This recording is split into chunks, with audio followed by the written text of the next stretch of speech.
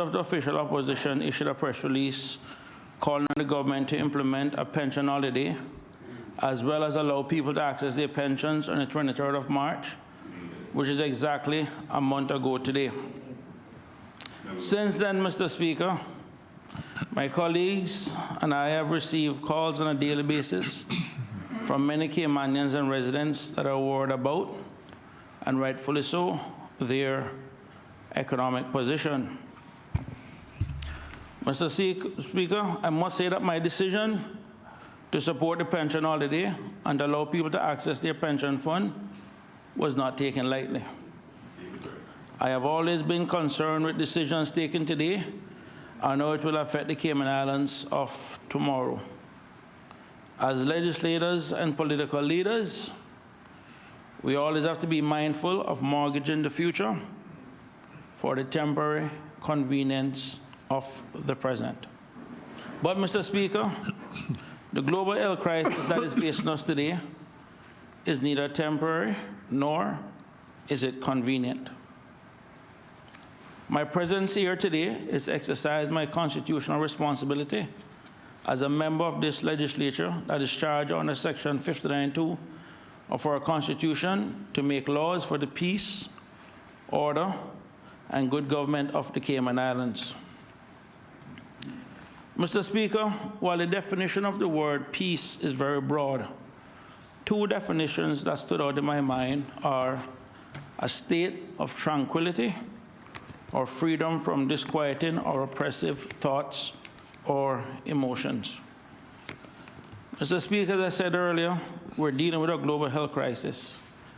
According to the World Health Organization, health is defined as a state of complete physical, mental, and social well-being, and not merely the absence of disease or infirmity.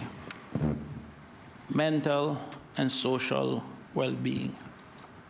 Mr. Speaker, one of the primary responsibilities of any government around the world is to ensure that we have a healthy and educated population to meet the needs of the country. Simply put, Mr. Speaker, we all have the responsibility to do something to ensure that the people of the Cayman Islands are healthy and in a state of mental well-being. Mr. Speaker, one of the things that many of us in here were asked to consider was the economic cost of the coronavirus pandemic. I can assure you that my colleagues in the official opposition consider those costs and weighed it against our constitutional responsibility. Mr. Speaker, as you're aware, government didn't create people. It was the people that created the government with three primary functions in mind: protect their life, protect their liberty, protect their property. But make no mistake, Mr. Speaker, the preservation of life is first and foremost. I say that to say, Mr. Speaker, that we can rebuild an economy, but we cannot rebuild a life. Mr. Speaker, there are some people who believe in Darwin's philosophy of survival of the fittest, and someone said to me that, Chris, people die every day. That's true. But it doesn't mean that we should sit idly by and let people die. This is why we have hospitals. This is why we have doctors, nurses, and first responders. But, Mr. Speaker, the funny thing is that when people tell me that people die every day, I usually ask them, what if it is you? What if it is your mother, your father, your spouse, God forbid your child? What do they say? Nothing. Crickets.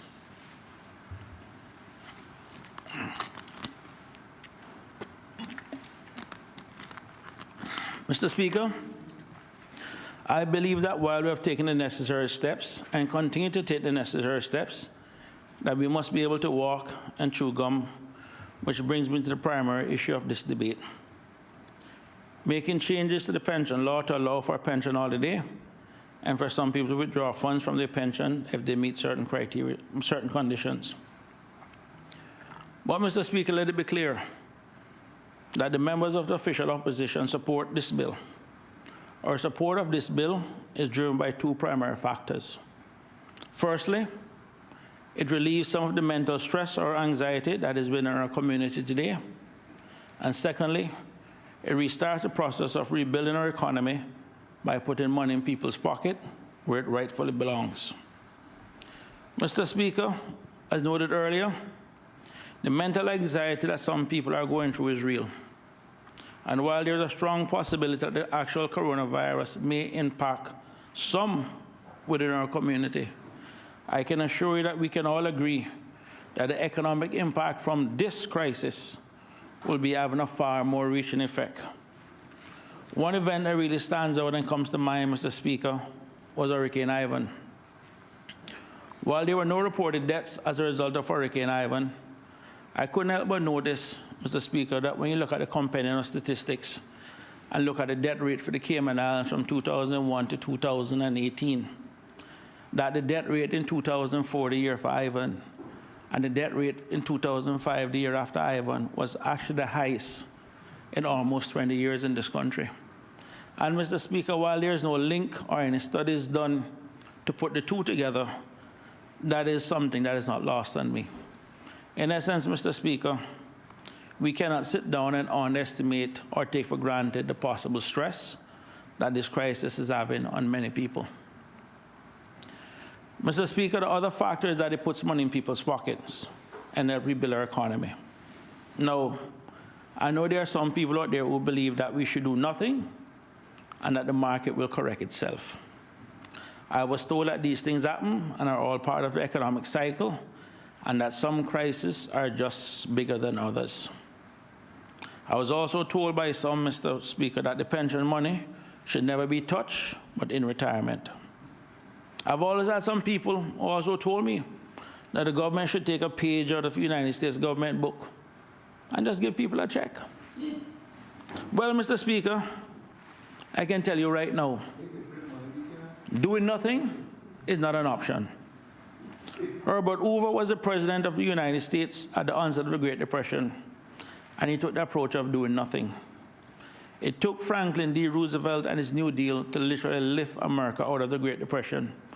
And as a result of Hoover's inaction, Mr. Speaker, it took the Republicans 20 years before they could get the White House again. That's how long it took the American public to forgive them for their inaction, just to put it in context. Mr. Speaker, for those that says the money should not be touched but in retirement, I ask them these questions. If people needed money now, today, where should they get it? Should they go beg the government? Should they go beg their family? Should they beg their friends? Should they go borrow it from the bank or borrow it from somebody else? Mr. Speaker, which bank is going to lend anybody who's in a distressed financial position any money at this point? We need to remember, Mr. Speaker, that the money that the bank is lending is other people's deposit. The bank has a responsibility to be careful with people's deposit. They just can't lend it to anybody willy-nilly. And for those who have ever to apply for a loan, sometimes you almost have to prove you don't need a loan just to be approved to get a loan. So it is not as easy as just going there and borrow money. And the most important question I always ask them, Mr. Speaker, is simply this. Whose money is it? We're not begging anybody anything new. This is their money. These are people who saw a deduction on their paycheck every single week, month, or whenever they get paid, and seeing this money coming out. It is their money. So, Mr. Speaker, when people come and tell me that, oh, they can wait 20, 30, 40 years to get this money, I ask them if they don't have any compassion. If they don't know how hard it is. Mr. Speaker, the struggle is real, you know. For a lot of people out there who actually think otherwise, a lot of people in this country are struggling. And at the end of the day, all we're asking for in this bill is to basically allow some people to get back some of the money that was deducted from their salary. This isn't our money, it's their money. And when people sit back and say, well, let them wait 20, 30 years for it, they may not even live 20, 30 years to collect it, especially when they have kids and other commitments that they need to make. For those, Mr. Speaker, that says government should just mail the checks, I ask one question. Where should the money come from Do they think we have a Federal Reserve System that can just pluck money out of thin air? Do they think we can just print money like that? Do these people actually believe that abracadabra is some kind of financial policy? Mr. Speaker, we live in the real world. There's no financial wizard. There's no Wizard of Oz. And Mr. Speaker, even in that fairy tale, Dorothy went back to Kansas. Dorothy returned to the real world. So, Mr. Speaker, it comes down to 4 options that are available to our people in this time. 1, they can use their savings if they have it. Many people don't have savings, Mr. Speaker. Many people are living paycheck to paycheck. And in case anyone inside here forget, living in the Cayman Islands is still very expensive. Look at what we're paying for utilities. Look at what we're paying for food. Look at what we're paying for fuel today. It is still a very expensive place to live. Let us not forget that, Mr. Speaker. Yeah, I mean, the gas alone is a perfect example. Yeah. Or another option, Mr. Speaker, they can go to the government for help. Now, the Minister of Finance is already projecting a deficit for this financial year. The money that the government has, Mr. Speaker, is needed to pay for first responders and to maintain the public service and take care of our most vulnerable, our children and our seniors. Does anyone believe, realistically, in this time, that anyone sitting on tens of thousands of dollars should be given priority from the government purse over our children, our seniors, our teachers, and our first responders? Really? Seriously? No. Well, the other option, Mr. Speaker, they can go borrow the money from the bank. All I can say is good luck with that.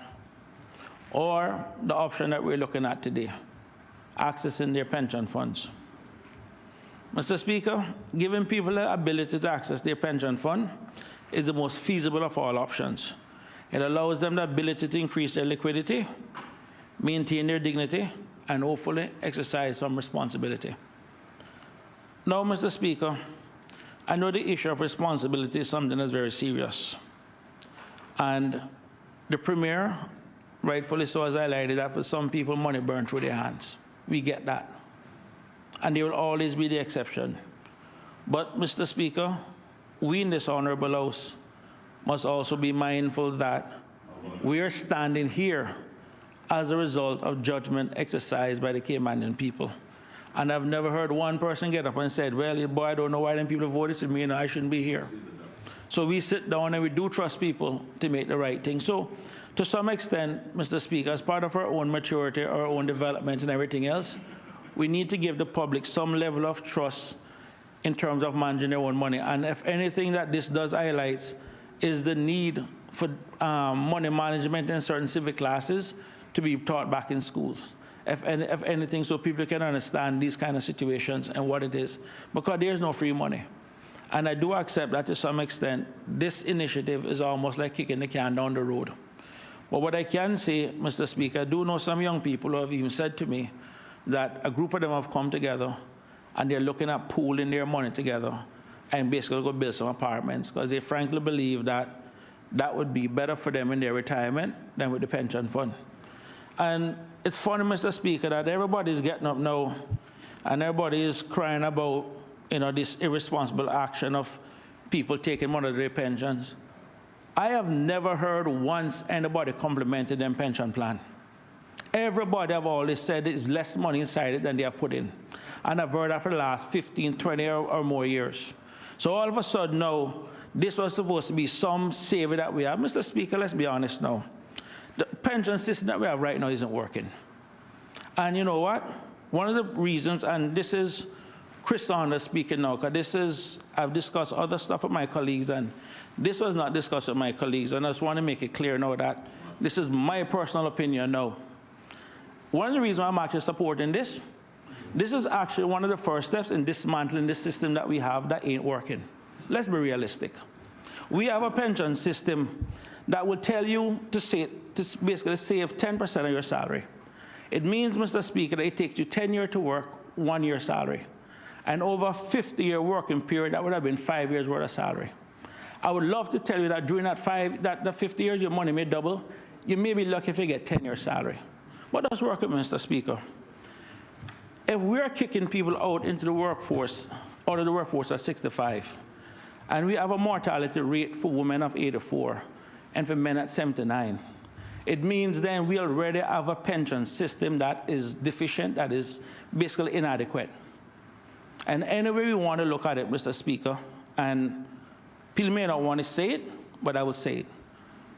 We need to start looking at restructuring the entire pension system in this country. To have 9 pension providers for a workforce this small is ridiculous.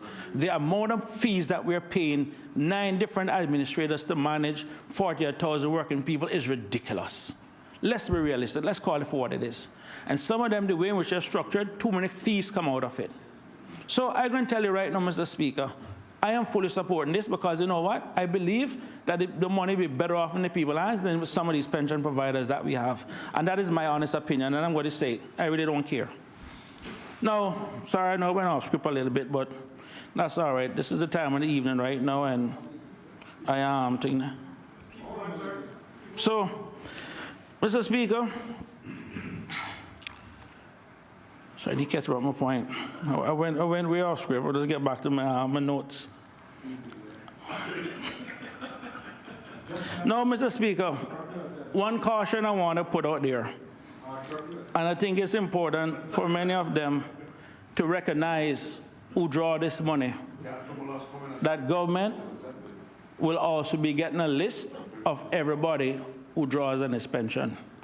So I want to say to Caymanians from now, do not go and raid your pension fund and think you're going to go up and show up and get money from NAU or money from Cynical for subsidized healthcare insurance. You're not going to be double dipping. This is there for a specific reason. So I am telling the government from right now, make sure that list, especially for the amounts that people is drawing, and they can set a policy that for every 10,000 that you draw or whatever thousand you get, we don't see if a month, 2 months or whatever, they can work that policy out. But people need to recognize that you're not going to be drawing this one and then showing up at NAU or for Cynical for something else when we know you have money to pay. This ain't going to work like that. The second issue I want to touch on, Mr. Speaker, is to the non-Caymanians who will be drawing on this. They also need to recognize that when they do go to apply for PR status or whatever, I'll be advocating that whoever entity is looking at the application, look at the value of the pension fund, because I am in no rush to go make anybody, give anybody PR or status that become a burden for future generations down the road. If you want to raise your pension with the intention you're going home, that's fine. But do not expect to sit down, raise your pension, and then turn around and then look to become a burden by becoming Caymanian. That is not going to fly. So people need to understand that this is a measure that's being put there for people who really need it. And while the sun shines on the righteous, it also shines on the unrighteous too. And some people will take this money who really don't need it, but I just want them to caution that this is something that we'll be looking at or we should be looking at. Now, Mr. Speaker, we're living in unprecedented times, and it requires unprecedented solutions. Nobody knows how long this will last, Mr. Speaker, and the total economic impact it will have on our people and our islands. But what we do know, Mr. Speaker, is that doing nothing is not an option. What we do know, Mr. Speaker, is that people need help, and we ask them to beg or borrow in these times is un-Caymanian when they're sitting on tens of thousands of dollars in their pensions. Mr. Speaker, one of my hard-working colleagues, the Honorable Leader of the Opposition, the member from East End, wrote the Premier a month ago. In his letter, he called for a 6-month pension holiday, as well as allowing people to withdraw $850 per month over a 6-month period.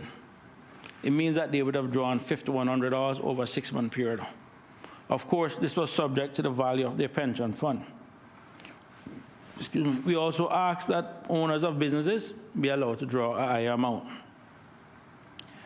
Mr. Speaker, our proposal was based on calls and messages received from a broad cross-section within our community, from the single mother who told me that she had over $70,000, and she said to me, Chris, I don't see why she should be going to NAU for nothing when I have money sitting in my pension.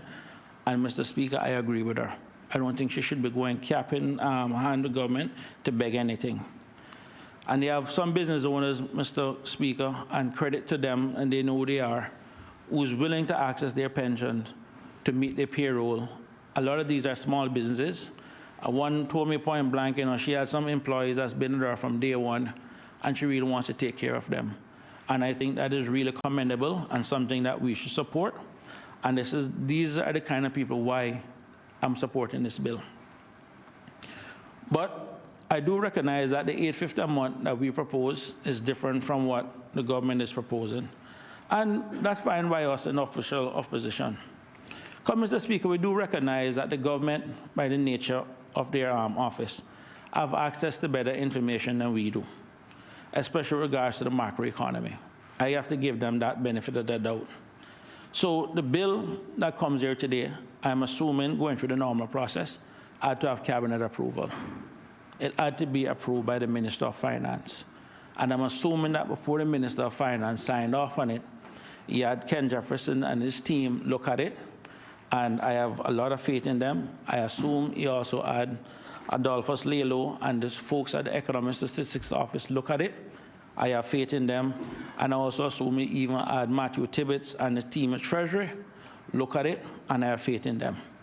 So at the end of the day, Mr. Speaker, regardless of the difference, we support the principle of what the government is looking to do.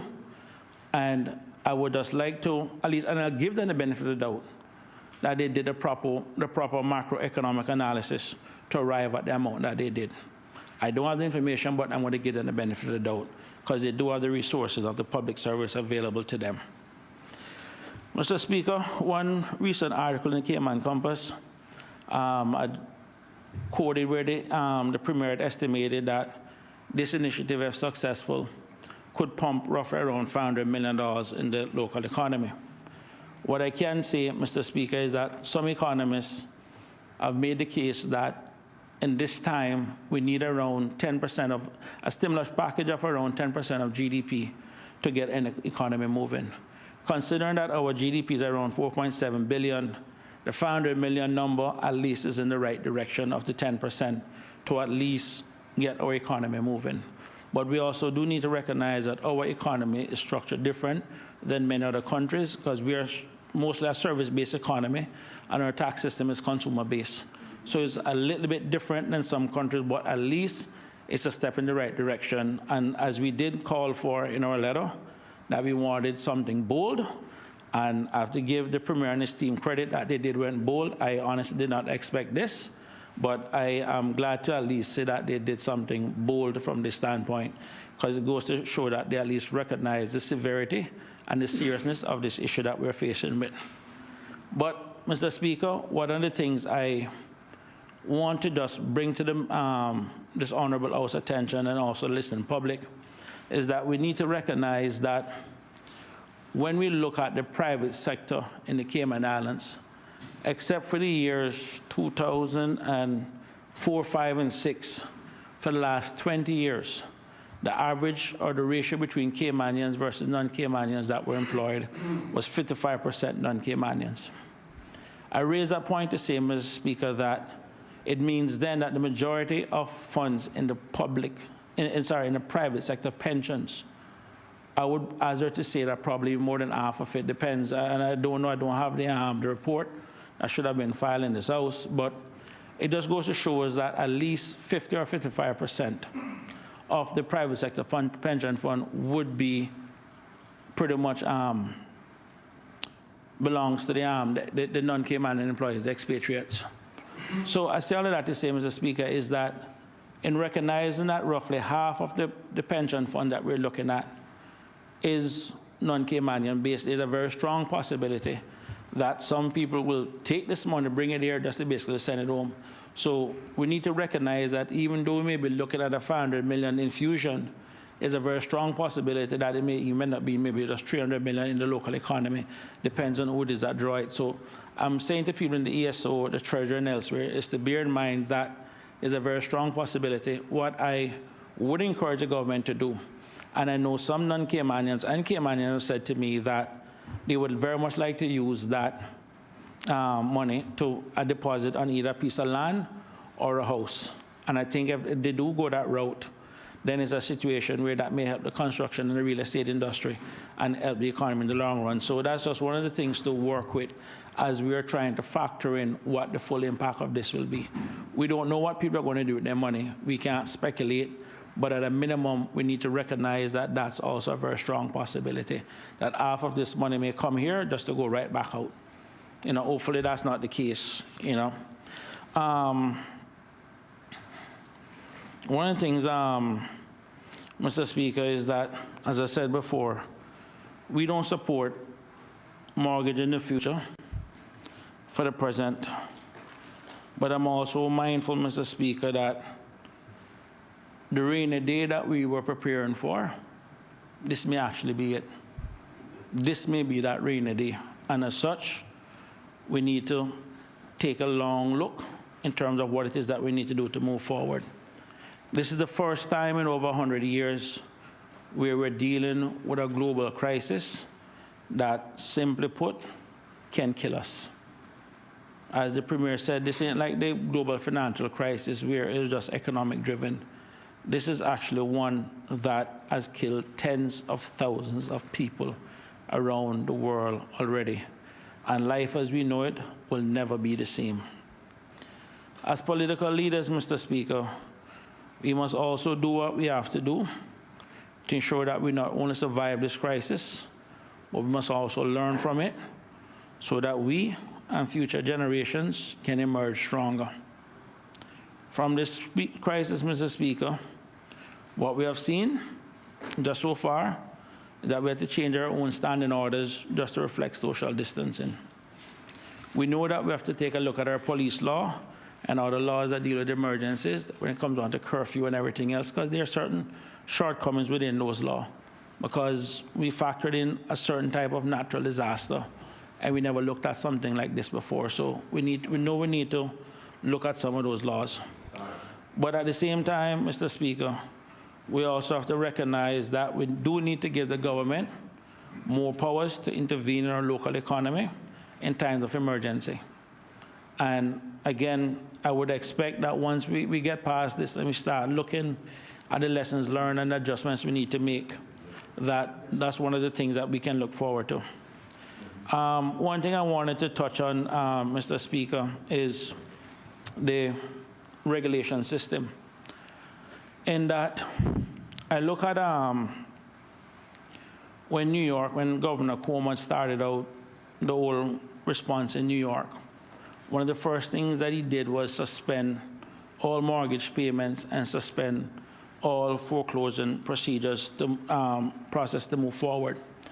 And I was very impressed that New York had such a law in their book to give the governor such power to basically manage the state through a crisis. And as we look at, we were fortunate here where some of the banks took it upon themselves, and credit to those banks that announced early that they will suspend certain payments. But the possibility also existed that maybe they didn't have to do it, or maybe they didn't do it, and some banks have, in fairness, only paid lip service too. Because some banks only put statements out there, and I'm hearing all kind of horror stories. Fidelity is one bank that came to mind, and I'll call them out too, I really don't care. But the point I'm making, Mr. Speaker, is that we need to recognize that there are certain inadequacies within our law, that if the banks did not do that, or the banks did not make that step, at a minimum in these crises, we should have the power, at least the government or the cabinet should have the power to respond in such a way to say, you know what, we're going to suspend mortgage payments, or we're going to suspend foreclosures. So those are the kind of analysis that we're talking about, I think, that needs to be done as we're coming through this crisis, because we need to look at some of the responses that we have made, some of the things that we have known work. And while some of it was kind of like as you go, because there's no playbook for this. There's nothing written for this. Less than 500,000 people today was alive when we had a problem like this 100 years ago. So these are the kind of things that we need to be looking at, Mr. Speaker. And one of the things that we definitely need to deal with, Mr. Speaker, is the whole issue of price gouging. Mr. Speaker, there have been a global drop in the price of food and in the price of fuel.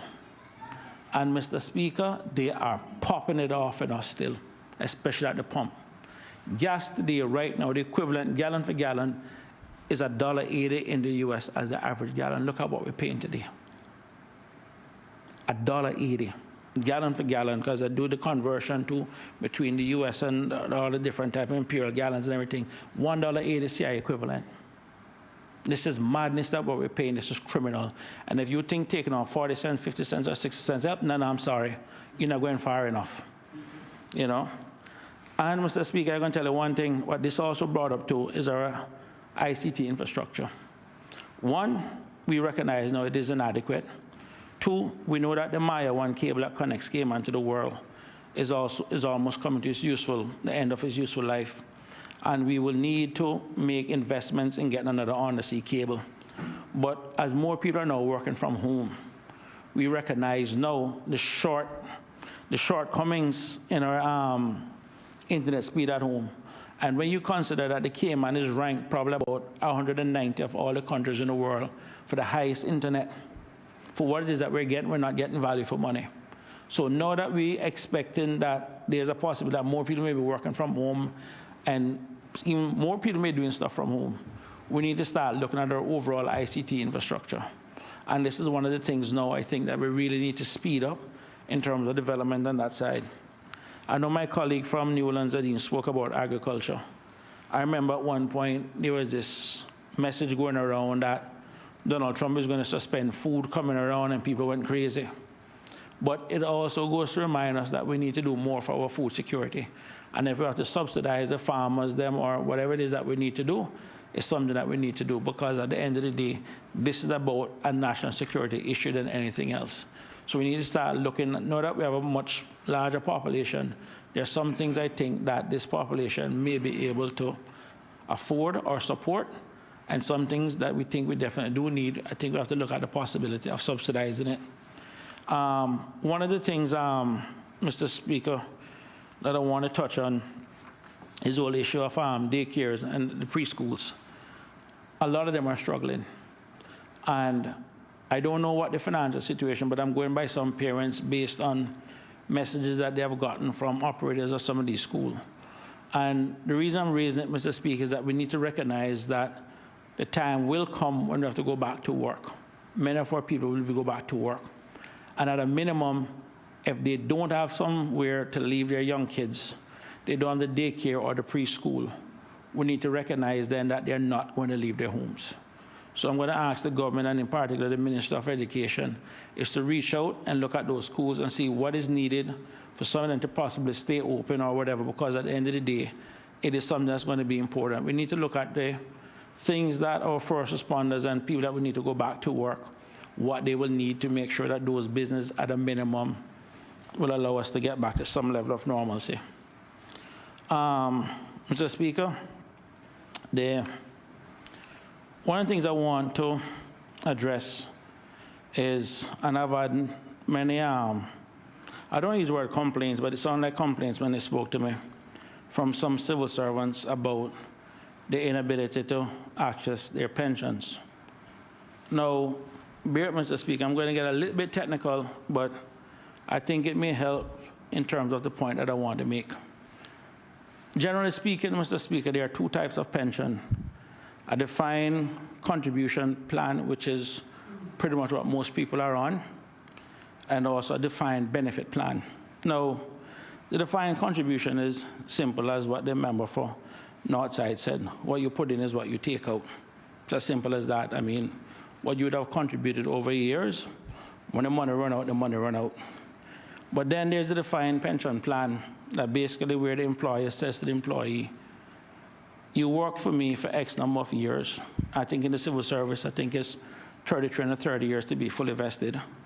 And you get a certain percentage of your salary at the end of it.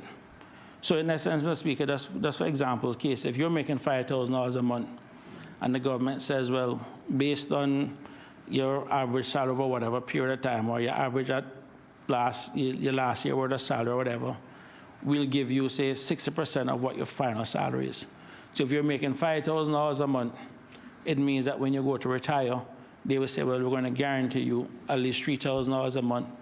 And most of the time, that will be subject to some level of maybe a cost of living adjustment or something as it goes up. Now, how those pension plan normally works, Mr. Speaker, is that The employer will then set up a kind of asset or pay into some kind of annuity that says, well, I have this employee, they're going to be working for me for, say, 40 years, 30 years, whenever, and every month I'm going to send you this amount for you to invest because we need for this investment to generate a certain return so that when this individual goes to retire, we can pay them that amount. So this is where you pretty much would create a liability because the government would have a liability to say, well, based on the people who are working on this defined pension plan, regardless of how those assets perform, regardless of how the market perform, the government has a legal obligation to pay them a certain percentage of their salary, regardless of what. And in some cases, if the market don't perform, it just means that to put more cash into it. Then there's also the defined contribution plan, where that, like I said, you put in, you take out. In the government sense, I think the last numbers I saw, which was around December 31, 2018, the government had $415 million in unfunded liability. Now, one of the things I want to make clear, Mr. Speaker, is that this is not a problem that was created by this government. I mean, politics would sound good, but no. What happened was, in yesteryears gone by, previous governments, and this is going back to the 70s and the 80s, never established those pension funds to basically pay these obligations as they were coming due, and everybody is being paid out of normal revenue. So again, now as we start looking at civil servants basically inside these plans, and we owe them this money. And when you look at the 2008 financial crisis and even this crisis, a lot of those assets would basically have been impacted by the market. So it means the government has to be pushing more cash towards it. But the point I'm making, Mr. Speaker, is that at the end of December 2018, it was $450 million underfunded. When you consider in 2019 and 2020 that there were also some pay increases, it means then that, again, this liability would probably maybe 450, at a minimum thereabouts, I don't know, but I know where it was. It'll be in excess of 400 million still. How then can you realistically expect that there's already a $400 million plus shortfall? How do you then single out to say, well, that 400 million is for that one, this one, or that one? You don't know, because everything is in a fund. So that's already short. And if you take money out of that fund right now, you're talking about creating a maybe 600 million shortfall. And if they're worried about their pension, they could be worried about when they go to retire not being able to get it. Because if you think that 400 million is going to be just like that, it's not going to work. The second issue that I want to touch on, Mr. Speaker, is the unfunded medical liability for the civil servants and their dependents. The last report I saw was about $1.7 billion in unfunded medical liability. So just between the pension and the healthcare loan, there's already a $2 billion plus liability for civil servants' benefits. And they need to recognize, Mr. Speaker, that despite that, they're still receiving a paycheck, but the government has a legal obligation to ensure that when people go to retire, that their pension and their healthcare benefits are there. There is no ifs, ands, and buts about that. That's non-negotiable. And that's a $2 billion liability that the government needs to make sure that they're prepared for. And that's something that future government, and I cannot support any government at this point in time based on finances right now. And again, this is subject to change, but for where we are right now, the 23rd day of April 2020, with that $2 billion liability, it would be irresponsible of any government to pay salaries and at the same time go and increase that liability. We still have that fiduciary responsibility for future generations despite the challenges we have now. So I just wanted for people to understand that. It is not as clear-cut as people thinking about, well, it's just a contribution we give you back. Because for the public servants who are on a defined benefit plan, who's guaranteed a certain percentage of their salary, they also need to recognize that those assets need to perform to give you the income that the government promised you. And if we take from that asset right now, it means what is left has to really perform to meet that legal obligation. So it is not as clear-cut as people would think it is to just take from the public pension like that. It's not designed like the private sector pension fund, and I think it's important that the members of this House and the listening public recognizes that. And that's one of the reasons why, as much as I'd love to advocate, and then the second thing I must say, I've looked at the public service pension plan and how it's being managed, and I must give Ms. Jewel and her team credit for the work that they're doing with that pension plan. As a matter of fact, they're actually doing better than many of those private sector pension plans that we do have. So when people sit back and say government not efficient or government not this and government not that, take a look at how the pension is being managed. Because I can tell you one thing, you don't hear civil servants complain about their pension like you hear people in the private sector. I can tell you that much. You know, so I just wanted to put that out there. And then we also do need to recognize, Mr. Speaker, that going back to the health care liability again for civil servants and their dependents, that is also something that we still need to prepare for. Because listen, despite the challenges, you still have certain legal obligations, and people have built their entire life around that. So we're asking the public servants them to be a little bit more sympathetic. And what I can say from doing my own rough analysis, Mr. Speaker, is that if there's a couple, husband and wife, man and a woman, if they're both government employees, then it means then that both are receiving an income and they're fine.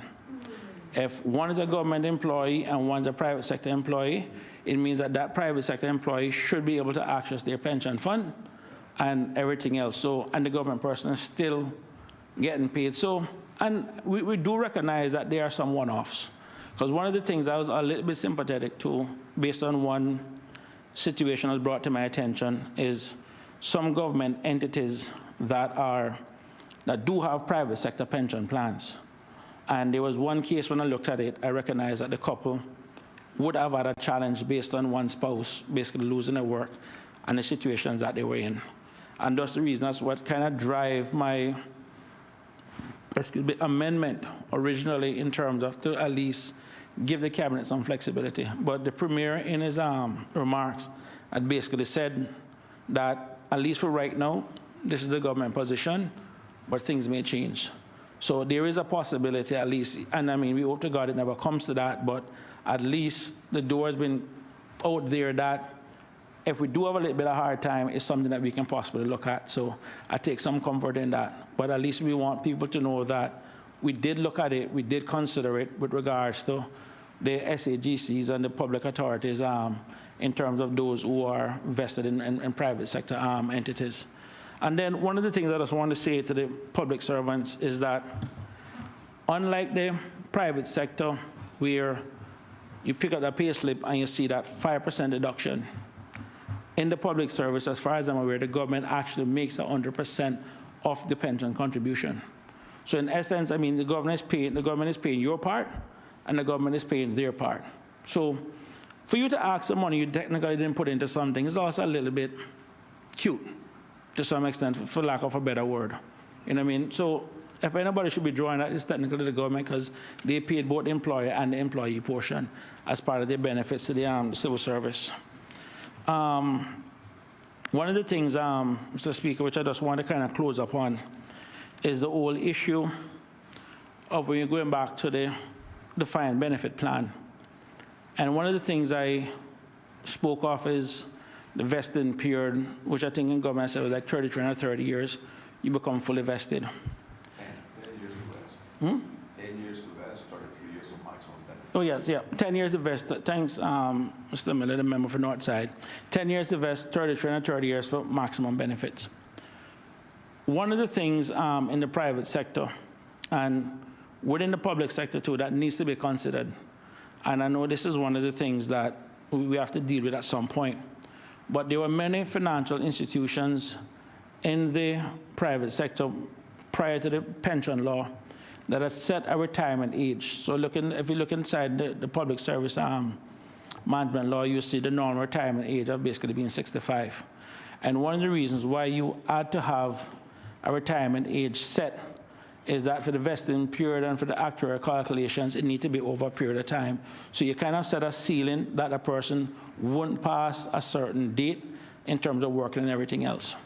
And that's fine when you're in a defined benefit plan.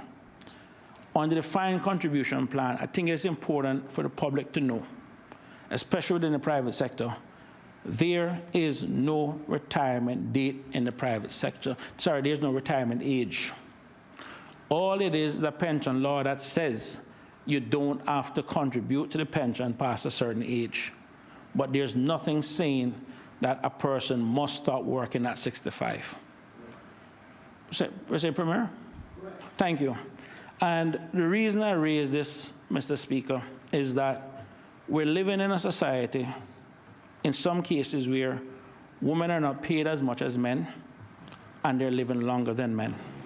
And when we have women living a mortality rate of 84, and we're pushing them out in the workforce at 60, or in some 65, and in some cases I can tell you 60, because some banks still have that 60 set as a retirement age based off of the old pension plan that they had. And then when they switch to the new pension plan, they left the same age there. And what we need to recognize is that a 10% contribution rate is insufficient for the length that people are working, especially if we want to push them out at 65. And as I said earlier, part of my support in this is to ultimately start dismantling this current system that ain't working. And this, I actually like the fact of where we're going here. But at the same time, to then have the adult conversation of what it is that we need to do properly for pensions in this country. But we all know the system is flawed. And this is at least the best time to start kicking off that national conversation once we've gotten past this crisis in terms of what we need to do. Churchill said it best, we can't lose opportunity in any crisis. And we need to recognize that there are structural deficiencies in our economy that this crisis has brought out. We need to start looking at our essential workers, who they are, and we need to try our best to make sure that most of those essential workers are Caymanians. What we don't want is people that we need in case of national emergency is flight risk to go back home when we do need them here. And so these are the kind of conversations that we're going to need to have once we get past this. It's not the most comfortable conversation to have, but it is a responsible conversation to have in terms of what we need to do now to look at this economy and how we need to prepare it. One of the things, Mr. Speaker, just in closing, is my mother always tells me I have to give Jack his jacket when the time comes. And with that said, I really have to give, and this, despite our political differences and some things I think maybe could have been done differently, I have to give the Premier and his team their credit for what it is that they have done during this crisis. I really have to, especially when I do compare it with other countries and what has been going on. I also want to give the Minister of Health his props,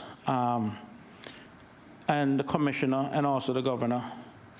Because, Mr. Speaker, when you have to get up every day to go to a press conference and prepare for this and prepare for that, listen, for members inside this house who take the time out to prepare for a speech, to prepare to come here, we know the work that goes into it, the mental strain that goes into it. I mean, public speaking ain't something that's easy. And to be sitting there for more than how many weeks, day in, day out, and on weekends, and being on the front line is not something that's easy to do. And I really want to recognize that and at least give them my thanks for what it is that they have been doing. No, you can tell by the Premier, I've noticed that the dress code just kept going down and down till I'm just waiting for them to show up in just a wife beater or something. That's the one thing that's missing. But I want to get to the haircut thing. But at the end of the day, Mr. Speaker, we are still in the business of uplifting Caymanians. And like I said, regardless of whatever difference is, you still have to give credit where credit is due. And I think in terms of where we could have ended up, where we're not, we have to give them credit. But also at the same time, Mr. Speaker, we do have to recognize there's some hard-hearing people out there too that don't want to listen. And I remember messaging the Commissioner and telling him that when you find people breaking the curfew and no reason to be there, just seize their car too. That's one way of making sure they don't come out back the next day. I also want to thank the first responders and those within the public service and the many people working behind the scenes in terms of this crisis. Because Mr. Speaker, I can tell you, none of us was prepared for this. I mean, everybody can find a TED Talk where Bill Gates said this 4 years ago and everything else, and well, Bill Gates said many things too. And it's kind of hard to pinpoint, and in some cases people can say, well, they should have seen this coming, and yes, to some extent, some people could have. So that's how it works, you know. But the thing I want to make, Mr. Speaker, is that in the final analysis, what we just need to remember that as human beings and as Caymanians, that we do have built within our DNA the ability to not just survive, but also to prevail. And one of the things that we as political leaders in this House also need to make sure that we are conscious of is keeping fear out of our economy. Because fear is what it is that destroys many countries. And it is only now we understand when Franklin D. Roosevelt said, you know, we have not to fear but fear itself. But one of the things I just want to close on, and it's just something I was looking at back the other night that occurred to me, is looking through the final speech of Dr. Martin Luther King. His final speech on the final night before he was assassinated. And his final words were something along the lines that I've been to the mountaintop, I've looked over, I've seen the promised land. We may not get there with you, but we as a people get there one day. So tonight, I'm not fearing any man, because my eyes have seen the glory of the coming of our Lord. We have nothing to fear, Mr. Speaker. For this, we will overcome. And as such, I will be supporting this bill. And I'm going to ask the people that do draw the money to be responsible and don't see this as free money, and just be the responsible person that we have. Thank you very much, Mr. Speaker. Does any other member wish to speak? Hey, but you won't give me my amendment. Call on the honourable member from Prospect. Thank you, Mr. Speaker. And certainly as we wait for the lectern to make its way around, no, it's not going to be that long. I appreciate the lateness of the hour, Mr. Speaker, and the stiffness of that chair upon which you sit. Thank you very much. I'm most grateful. Thank you.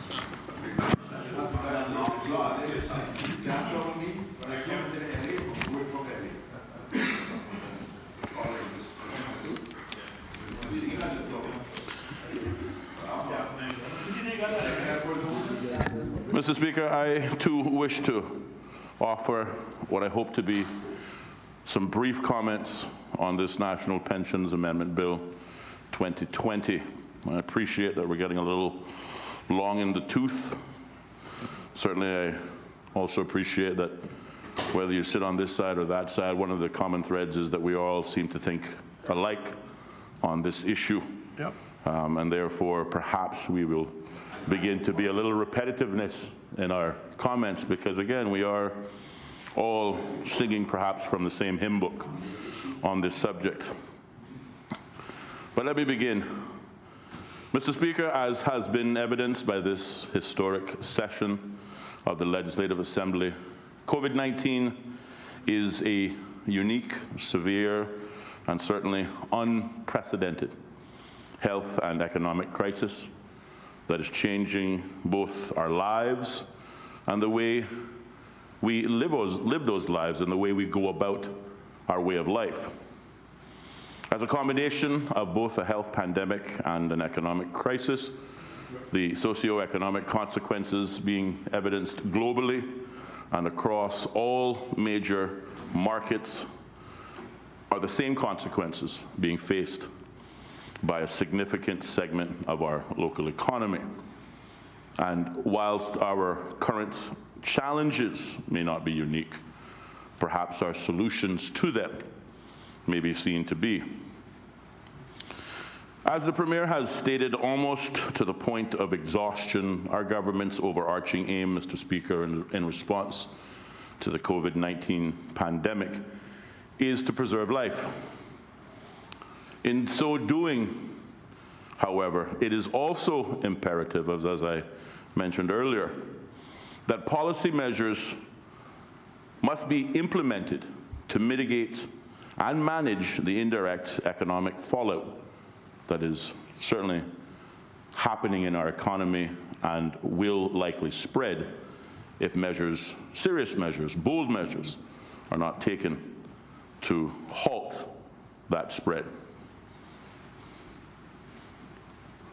Mr. Speaker, unfortunately, the effects of COVID-19 are such that many in our community face the very real possibility of a sudden reduction in working hours, sudden reduction in working salary, and for some, an outright unemployment.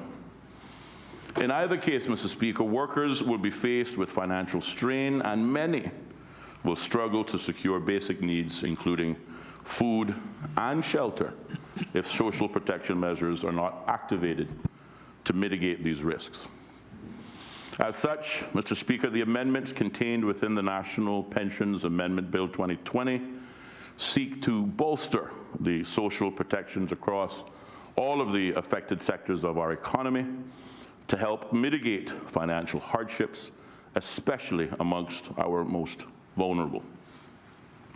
For the record, Mr. Speaker, as other members have stated, I too have long maintained my fundamental objection from withdrawing from our pension assets, because it serves to rob us of our future reserves. However, despite that staunch objection, I too must also realize that we no longer are living in ordinary times, and without a doubt our people are suffering and will continue to suffer as long as this protracted exercise continues. For certain, Mr. Speaker, the damage caused by the virus and the policy responses it requires are deep and multifaceted. Workers and businesses are facing potential catastrophe, and it is for this reason, Mr. Speaker, it is imperative that the government continue to take an integrated approach to policy measures. And while seeking as a priority to preserve life, we must also, as a prudent and responsible government, also focus on preserving enterprises, employment, and incomes. We must also stimulate the local economy and facilitate opportunities for Caymanian employment, perhaps through entrepreneurial activity. And judging from some of the creative and, dare I say, GQ face masks that are seen even in this very chamber are examples of this entrepreneurial creativity that is being developed as a result of this pandemic. We must focus on providing workers with access to financial rescue benefits, and of course we must continue to focus on using social dialogue among key stakeholder groups. The policy measures before this Honourable House in the form of the National Pensions Amendment Bill 2020, Mr. Speaker, therefore forms only a part of the government's overall response plan. However, through the very same social dialogue that I mentioned earlier, it is clear that the combination of a pension holiday and the ability for specified persons to access their pension funds will yield a degree of financial relief for both businesses and workers at this most critical juncture in time. The provisions, therefore, build on and support other social protection and financial relief benefits being extended by the government to support businesses and workers over the next critical 6 months. In essence, Mr. Speaker, the pension holiday provides an avenue of immediate expense cutting for businesses and many workers. The objective is to create capacity for businesses to service payroll and the all-important health insurance contributions, whilst also supporting workers to sustain basic living expenses such as rent. To do otherwise, Mr. Speaker, will only increase the financial burdens on this government and future governments. And whilst I'm proud to say that the government, which I'm a part of, can in fact maintain itself and the country for an extended period, and this comes as a direct result of both prudent financial management and discipline, which has been represented in year-on-year surpluses, the simple reality is we cannot do it forever. But, Mr. Speaker, on the other hand, the creation of a policy to grant persons emergency access to pension funds will provide another avenue of financial relief to the most vulnerable persons among our workforce who are faced with the financial hardships. As such, the proposed policy creates a much-needed line of financing, the beneficiaries of which will undoubtedly be workers and families from a cross-section of our diverse labor force. Mr. Speaker, the unmistakable goal is simple: enable tangible economic relief and social protection to all who need it, but especially to our most vulnerable. In this spirit, the bill also provides that workers will be able to access their additional voluntary contributions immediately upon becoming unemployed. And finally, for completeness, Mr. Speaker, it's also important to highlight that where withdrawals have been made for the purpose of either a deposit on a home or paying off a mortgage, as is permitted, I think, in sections 52B and 52C of the current law, if I'm not mistaken, the requirement that the person must pay an additional 1% of their mandatory contributions will be deferred for the pension holiday period, and likewise the time frame in which this withdrawal must be repaid will also be extended by the length of the pension holiday. So, for the avoidance of doubt and maybe a little bit of bad news in this otherwise silver lining good news, there is a repayment mechanism attached to this pension withdrawal, but as the Premier often reminds us, we will fall off that bridge when we get to it. No repayment to this withdrawal. That repayment relates to what you got 10 years ago. I'm being corrected, so certainly if I am mistaken, then I do apologize. There's been, I think where the challenge comes in, Mr. Speaker, is that there have been so many versions of discussions on this topic. We have diligently gone through a multitude of proposals, some better than others, and you will forgive me if those proposals are all starting to blend together in my mind. In closing, Mr. Speaker, it is clear that our public health and economic prosperity are simultaneously under profound threat by the global virus pandemic. The global health crisis has already transformed into an economic and labor market shock for the Cayman Islands, impacting a substantial number of businesses and the livelihoods of employers and employees alike. Mr. Speaker, it goes without saying that during this time of unprecedented uncertainty, the government will continue providing critical social protection for workers, as well as fiscal and compliant support to businesses in an effort to preserve jobs and mitigate against unemployment risks, particularly amongst Caymanians. But if I might add on a personal note, despite all that the government is doing, I still wish there was more that we could do, in particular for those Caymanians living abroad who are unable to return home, whether it be for jobs, family, or otherwise, and will not qualify for this uplift. I've had at least one representation of the same in my own constituency of Prospect, and certainly my thoughts and prayers go out to those Caymanians living abroad. Because you aren't with us does not mean that you are any less important to us, and we are cognizant that they are themselves a foreigner in a strange land and are deserving of our assistance. So perhaps this is something that we may again revisit in the future, so that we may be complete in our support of our fellow Caymanian brothers and sisters. But on a final point, Mr. Speaker, I just simply would like to take this opportunity to thank the various pension plan administrators for engaging in that all-important social dialogue that we spoke of, which is exceptionally important in the design of effective policy. Additionally, I extend my sincere gratitude to the team within the Ministry of Employment and Border Control and the Department of Labor and Pensions, whose technical advice has been invaluable, not least of which the stalwart and stellar leadership of our Premier and Minister of the Ministry of Employment and Border Control.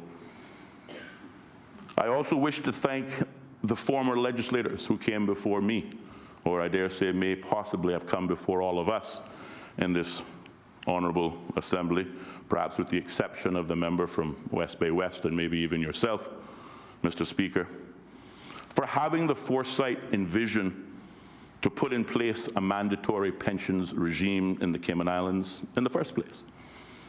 And whilst I know from time to time there are some in the community who would otherwise criticize why the government makes pensions mandatory because of the financial burden that it may place on some in the short term, I think all who are now clamoring to take advantage of this particular opportunity are saying a sigh of relief and grateful for those pension funds, because certainly had it not been for the foresight, the vision of those leaders who came before us, this opportunity for financial relief would not be available. So again, as a freshman member of this honourable House, I pay homage to those leaders of the past.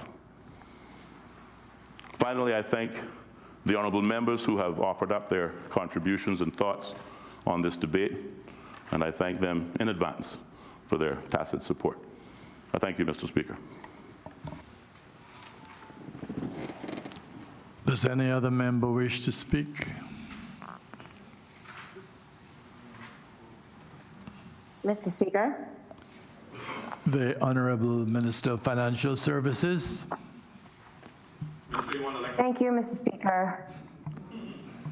Mr. Speaker, I would like to begin my contribution by borrowing a quote from Lenin when he said, "There are decades where nothing happens, and there are weeks where decades happen."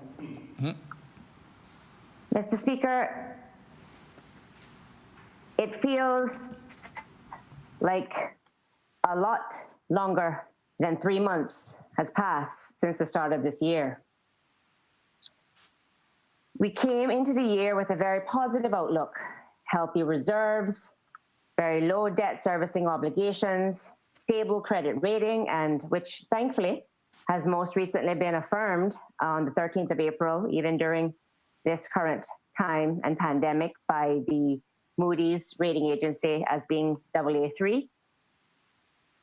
We had projects and prospects for continued growth at the beginning of the year, albeit we as a government were conscious of the nature of the world economic cycles and the fact that the world hadn't experienced a recession since 2008 certainly was on the minds of many of us in terms of how we were viewing the upcoming economic cycles and global economic cycles in that regard.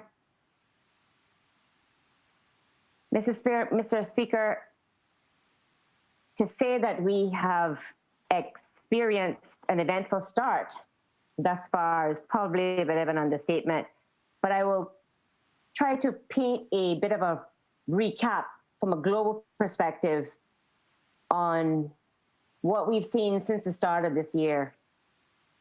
We've seen escalating tensions between the US and Iran. threatening to cause volatility in the financial markets. We saw the extensive wildfires in Australia, and not to mention our own landfill wildfires, our landfill fires, which thrust into the global discussion, once again, the issue of climate change, and thrust that into the spotlight, leading also to discussions about the trade-off between economic growth and sustainability. As some examples, and there certainly have been other examples of things that have happened since the beginning of the year, but Mr. Speaker, I believe it's fair to say that these, of course, may seem like specks of dust now in comparison to the world and the impact of the global COVID-19 health crisis, which certainly has brought us here today in this honorable House debating these bills of national importance. Mr. Speaker, as the magnitude of what has and is happening became and becomes apparent, the stock markets, the equity markets had their worst quarter since 2008. Corporate credit spreads widened markedly, and sovereign bond yields plunged. On the positive side, though, Mr. Speaker, post-2008 experience provides central banks in many countries with a roadmap for easing financial conditions, and we're now seeing this extended aggressively. Interest rates, as we know, have been cut in many instances to near zero, and major central banks are buying corporate bonds and a range of other strategies and programs in order to support various countries and economies to weather the storm of this pandemic. Mr. Speaker, governments around the world, including ours, have put various support mechanisms in place to assist citizens and other residents in the country and in the countries.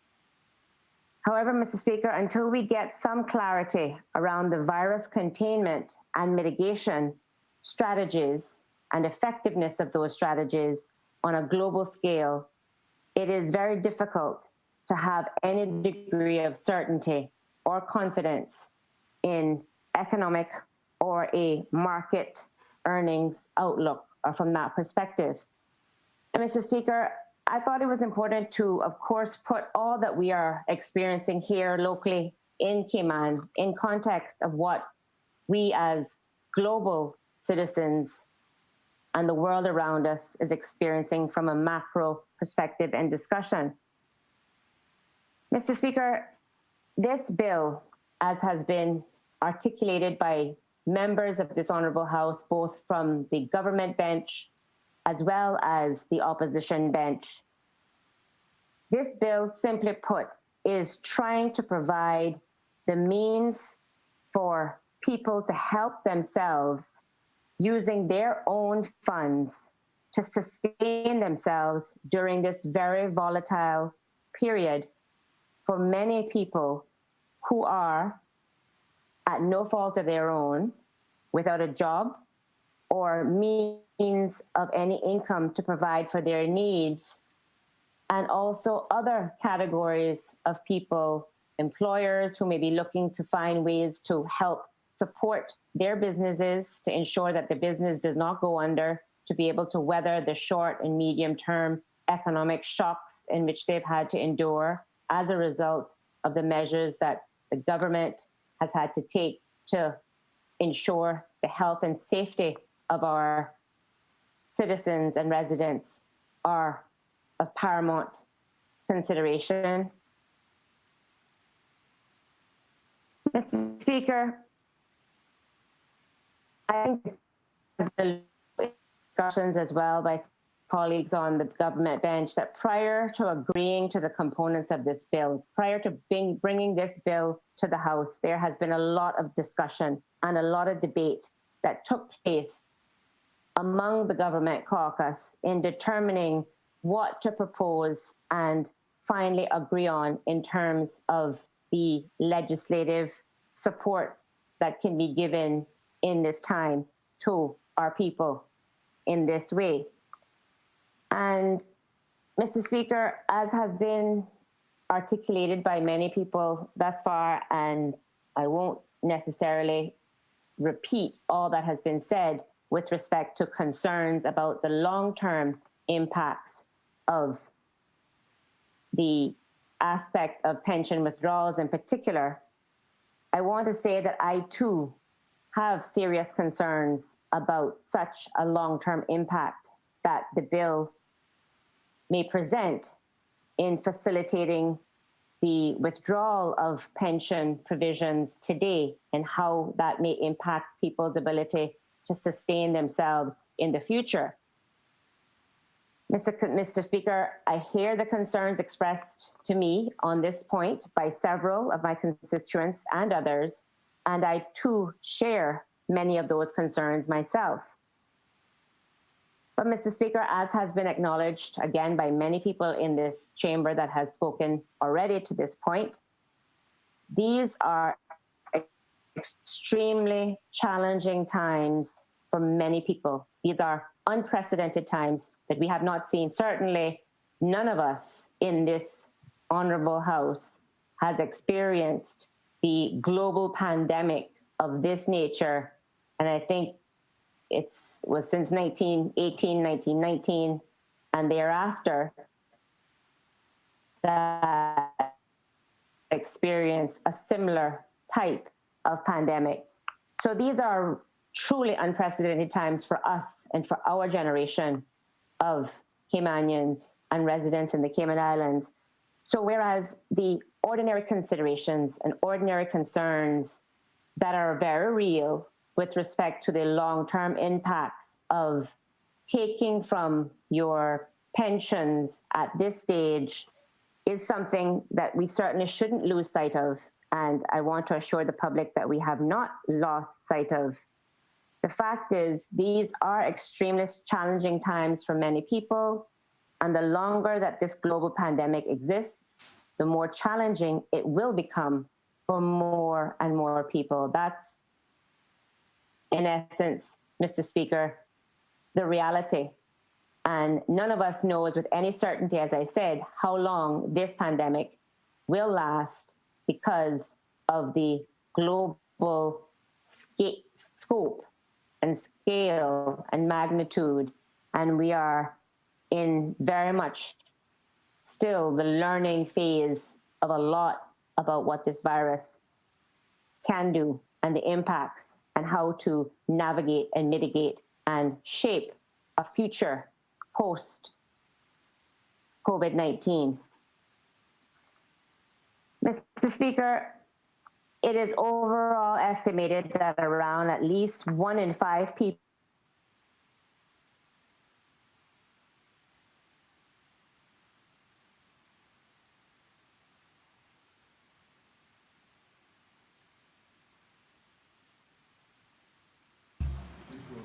We're losing you.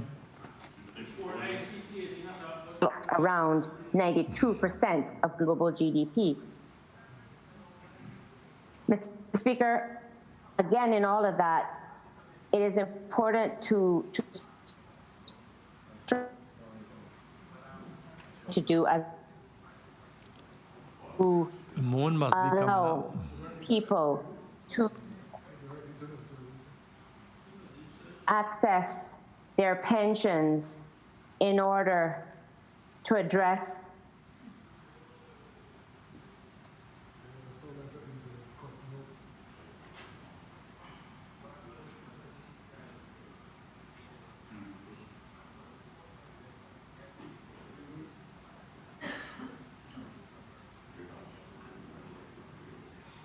We're losing there is you. Can you hear me, Mr. Speaker? No, you went dead there for a few seconds. Try it again. All right, I'm not sure how much you heard from how much you didn't hear, but I will assume that the issue about the need and stressing the need to have and use the pension withdrawals would be for needs and not wants. Are you still with me, Mr. Speaker? Yes. Good, thank you. So, Mr. Speaker, I know that sounds or may sound trite. But Mr. Speaker, I would encourage all of those people who may be considering to take the pension withdrawal, if you have not already done so, please create a detailed budget. Identify what your needs are. Weed out, get rid of the wants, because this is certainly not the time to tick off items on your bucket list. None of us know how long this will last. None of us know if we are going to have a second or a third wave from a global perspective. Times may be hard now, but they may become even harder. So now is not the time to assume that you can take the money and spend in a frivolous manner. So, Mr. Speaker, I say that to encourage people, those people who may be on the fence about whether or not to access their pension funds at this time, those who may not necessarily be in need at this very moment, to take some time and think about a few things. Consider a few situations with respect to withdrawing a large lump sum of your pension fund at this time.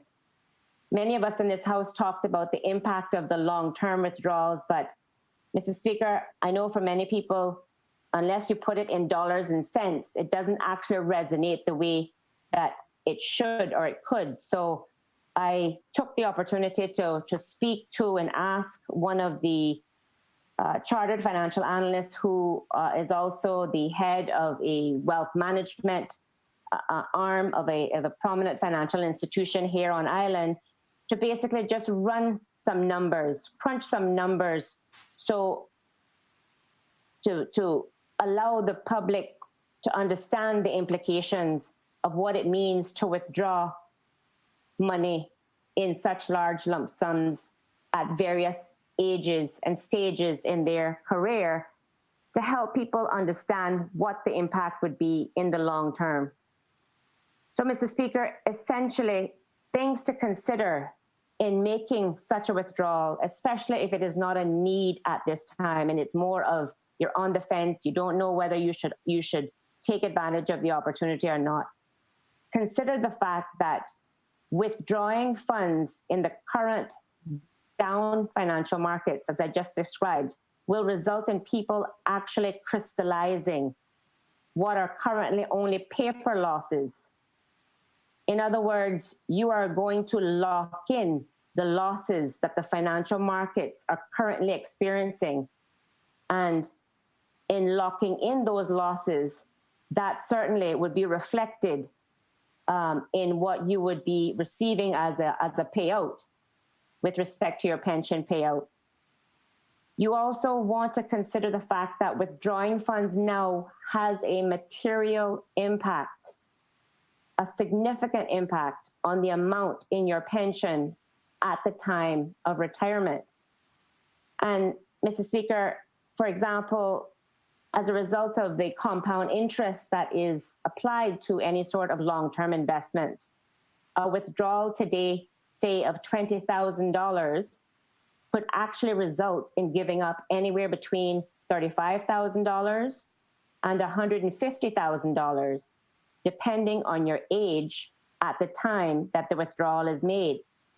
And Mr. Speaker, if you would permit me again, because I know there are many people who actually operate from a numerical perspective. And so for the benefit of those people, as an example, if your current pension value is $25,000 and you were to withdraw the $10,000 that you would be eligible for, plus 25% of the $15,000 remaining, giving a total of $16,750 withdrawals, leaving a balance of $8,250 in your pension account.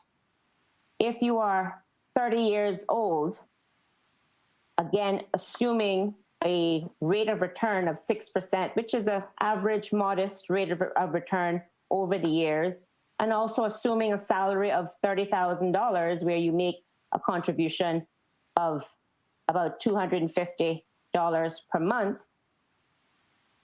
those contributions are what you would be giving up by actually making that $16,750 withdrawal would mean over the life of your pension account for the next 35 years, you would be giving up close to $130,000. That is what the investment portfolio projection would be over that time for a 30-year-old. Similarly, if you're 40 years old and you withdraw the same $16,750, assuming again your pension, your age of pension entitlement is 65, so for the next 25 years thereafter, you would be giving up more than $55,000 by the time you retire. And if you're 50 years old, withdrawing that same $16,750 means that you're giving up more than $30,000. Mr. Speaker, that is, I think, an important consideration. And there are other calculations. For example, you're 30 years old and you withdraw $20,000 today, assuming you had $50,000 in your account and you took the $10,000 plus 25% of $40,000, that would give you a total of $20,000. You would be giving up more than $150,000 of your earnings over the course of your pension years. If you're 40 years old and took the same $20,000, you would be giving up nearly $70,000. And if you're 50 years old, withdrawing $20,000 today means you're giving up more than $35,000 by the time you retire. Again, Mr. Speaker, I thought it was important to bring home some of the real numbers with respect to projections on how these investments would be over the life of the pension plan. But Mr. Speaker, as I said, this is a provision, these are provisions that we have agreed as a government to support people who are in need, people who find it very hard to think about the tomorrow because they are struggling to meet the very real needs of today. But Mr. Speaker, it is also important to not forget that the hope and the intention is that the tomorrow will come. And all that we're doing as a government is to try to ensure that there will be a tomorrow for many and most, if not all, of our population here in the Cayman Islands as we navigate the challenges of this significant health crisis with as minimal loss of life or health implications as a result of the measures that we've taken. So as much as we and many of us are very concerned about dealing with the day-to-day struggles, and Mr. Speaker, we know and we recognize, and that is why we're here with this bill, to help people help themselves. We know that it is also important for those who may not necessarily need to take this money at this time. It is important for them to think very carefully about the implications of how they would be impacting their future selves in doing so if it is not a need. Mr. Speaker, again, as the Premier indicated, this provision is in play or would be available until the 30th of November of this year. So as the popular YouTube challenge that is going around, certainly many of us have spent more time on the internet. Don't rush. Now is not the time to rush to necessarily withdraw this money without having a clear plan as to why it's needed, how it's going to be spent, or how it's going to be invested. Mr. Speaker, I also wanted to address a concern that was raised by the member from Bordentown West about the issue of using the pension withdrawal and then intending to, as he put it, double dip from NAU. Mr. Speaker, I want to assure him and other members of the listening public that this was also a consideration that was considered and discussed, and mechanisms were agreed by the government to ensure that that did not happen, and that the government, through the various support mechanisms of NAU and the like, would be able to access information to confirm whether or not people had utilized that option of withdrawing from their pensions. And those considerations would certainly be taken into account before any further or additional support would be given from the government's perspective. Because, as I said, this certainly is not intended to create a slush fund for anyone. This is to ensure that people can still meet their obligations, such as paying health insurance premiums, such as supporting their incomes for their family to be able to live, to keep a roof over their head, to keep food on the table.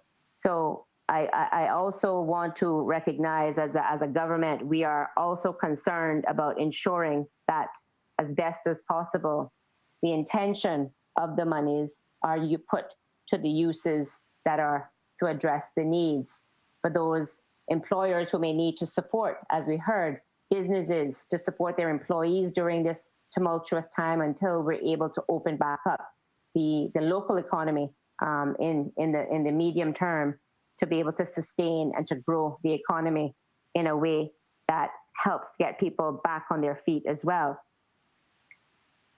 So, Mr. Speaker, in closing, we know that there are many people, as I said, who are hurting. There are many people who are in dire need. We've heard ourselves about employers who want to support their business, who want to use and who are using their personal assets to help in this regard. And Mr. Speaker, we also know that there are many people who may not necessarily be in need, but who are savvy investors. And if they decide to utilize the option of withdrawing from their pension plan, they would be or intend to at least match, if not exceed, the rates of return on their investments that they would receive through their pension plans that I spoke about, briefly in the illustrative examples that I gave. So again, the bill aims to take all of these various scenarios into consideration, as we did not, in the end, decide as a government to put restrictions on who can access, whether or not you must be strictly unemployed or whether it's open to all. We've had those considerations. We've considered whether or not limiting it to just people who are unemployed, but then you got into very gray areas about, well, what if I'm employed, but I've accepted a lesser salary, I've accepted less hours just to be able to continue to be employed, to have the benefits of health insurance, etc. So it was too cumbersome in the end to try to address the very real needs of many people, to try to put these type of restrictions on how the program should work. We certainly are hoping that people will think very carefully about how and when they feel it necessary to access these funds. And as I said, I hope that my contribution will help people that really need to hear it in dollars and cents, what it means in terms of what they would be giving up tomorrow if they were to take from their pension fund today. But Mr. Speaker, we also recognize that for many people, if the stress of being able to just sustain themselves today is too much, they may not necessarily have a tomorrow to worry about So that is why, Mr. Speaker, we came to the conclusion that this bill was necessary at this time. Thank you, Mr. Speaker. Does any other member wish to speak? The gentleman from Central had caught my eye first. Georgetown Central. He caught my eye first. Thank you, Mr. Speaker. I am willing to give way to my senior cabinet member if there's an emergency of some sort that he needs to address, but if not, I will be happy to. He's saying give away. Okay. Thank you, Mr. Speaker. Being one of the last members to speak on this topic, I think I'll try to be as quick as I possibly can because much of what I intend to say probably has been said a few times already. But there are some areas that I would like to cover that I think is important that may not have been said already, but also to put a little bit more clarity to what is allowed within this law.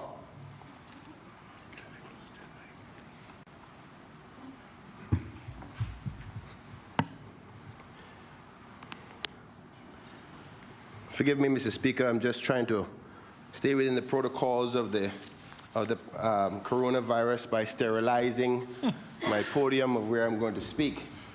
The honorable member from West Bay South is at home where it's already sterile, so she doesn't have to worry too much. I do.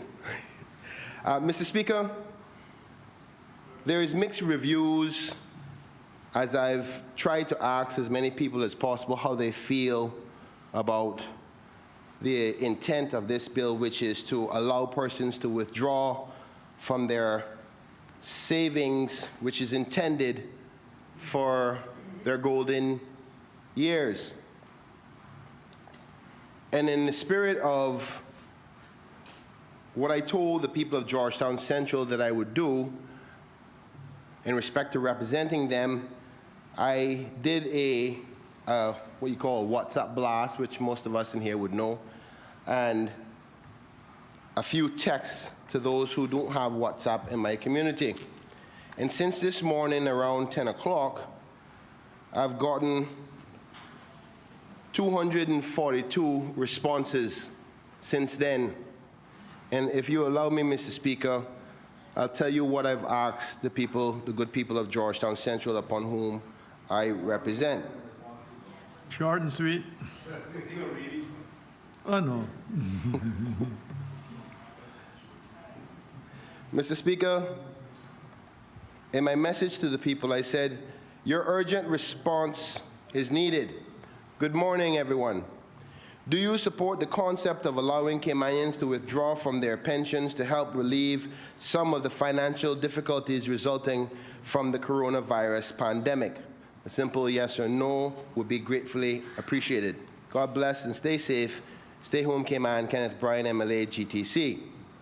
Mr. Speaker, I represent 1,257 people in the constituency of Georgetown Central, but every single person in this country on an overall basis, but specifically to Georgetown Central. And Mr. Speaker, though 242 is not 1,247, it is a reasonably good sample of my constituency in respect to how they feel about this motion. And just doing the numbers just a minute ago, of the 242 persons that responded, 227 of them said yes, and 15 of them said no, resulting in a 93% support of this bill and its intention. But Mr. Speaker, I must say that not everybody was fully just willing to accept it wholeheartedly. They just say, go and take the money out. So I think it's important that I highlight some of the mixed feelings of the public that I got responses from. And I wrote down 9 of them, and I hope you indulge me with some of the responses I got representing my people. It says, yes, only if they're not working and receiving money at the current moment. That was one person.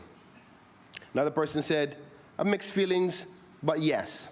Another person said, it will be their choice whether they use it or not, which is something we heard here in this honorable house, is that this is not mandatory that you have to go get it. You can be responsible. If you don't need it, don't use it.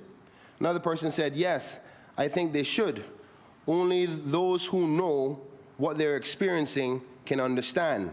And that goes to show that many people have different viewpoints, and the person further on expressed the difficulties that they were going through.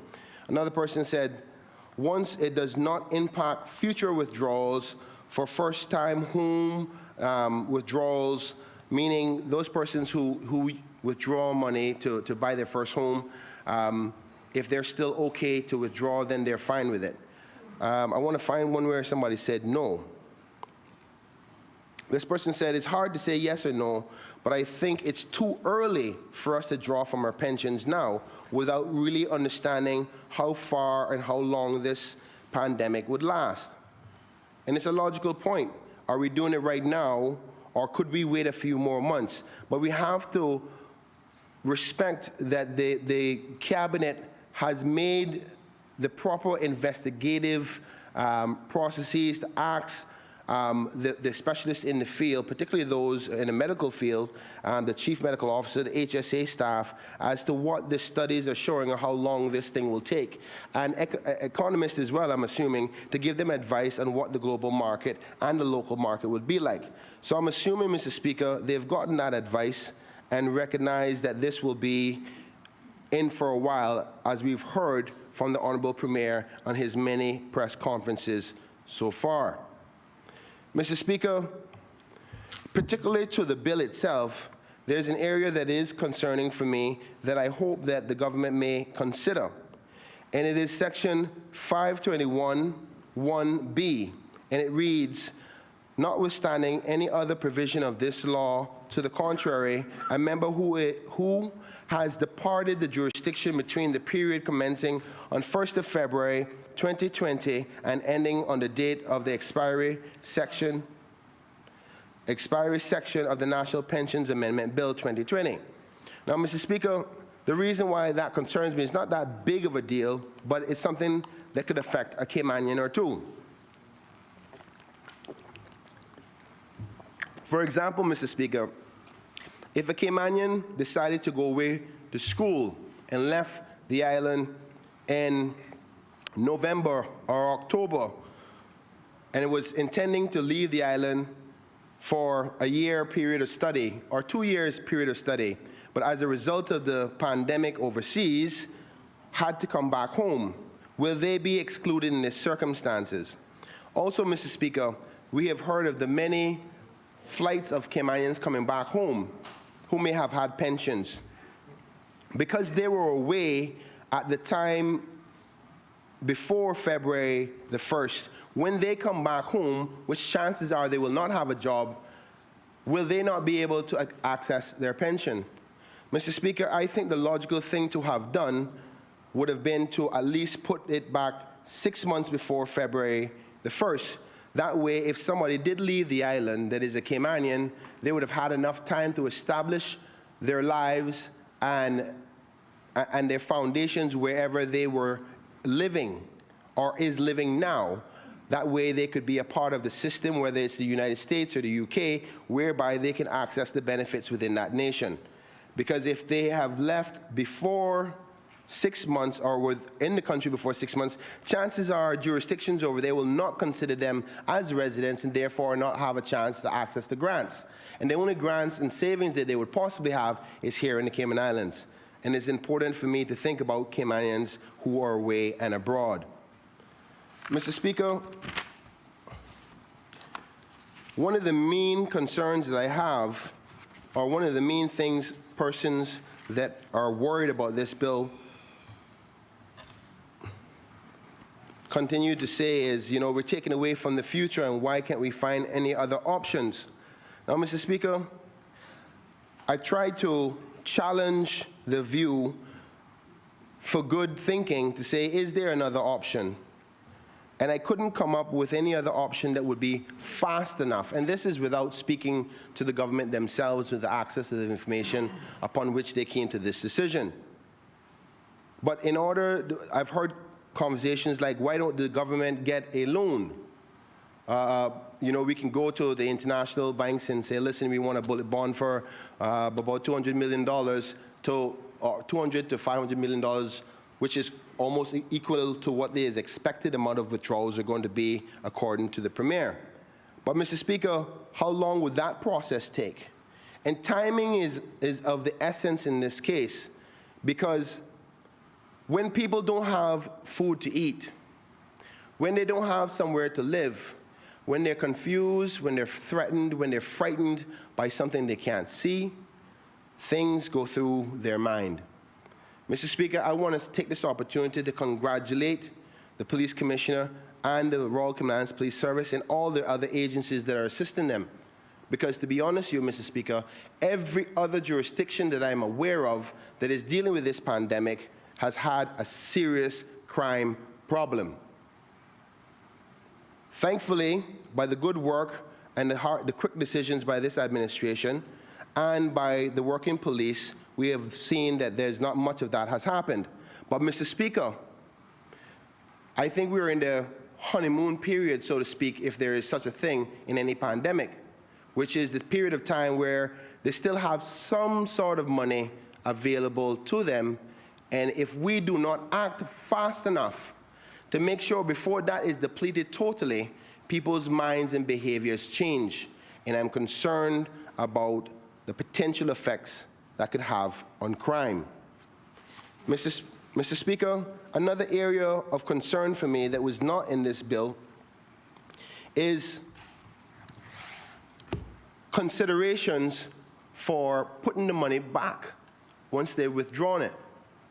Now, nobody really wants to bring that up right now because we don't know how and when or if things are going to get back to the way it once was. But I am hopeful that Cayman will eventually get back to where it was in September. Maybe it might take us 2 years or 1 year to get there, but I'm hopeful that we get back there, whereby we have a very, very low unemployment rate and people are earning an income again.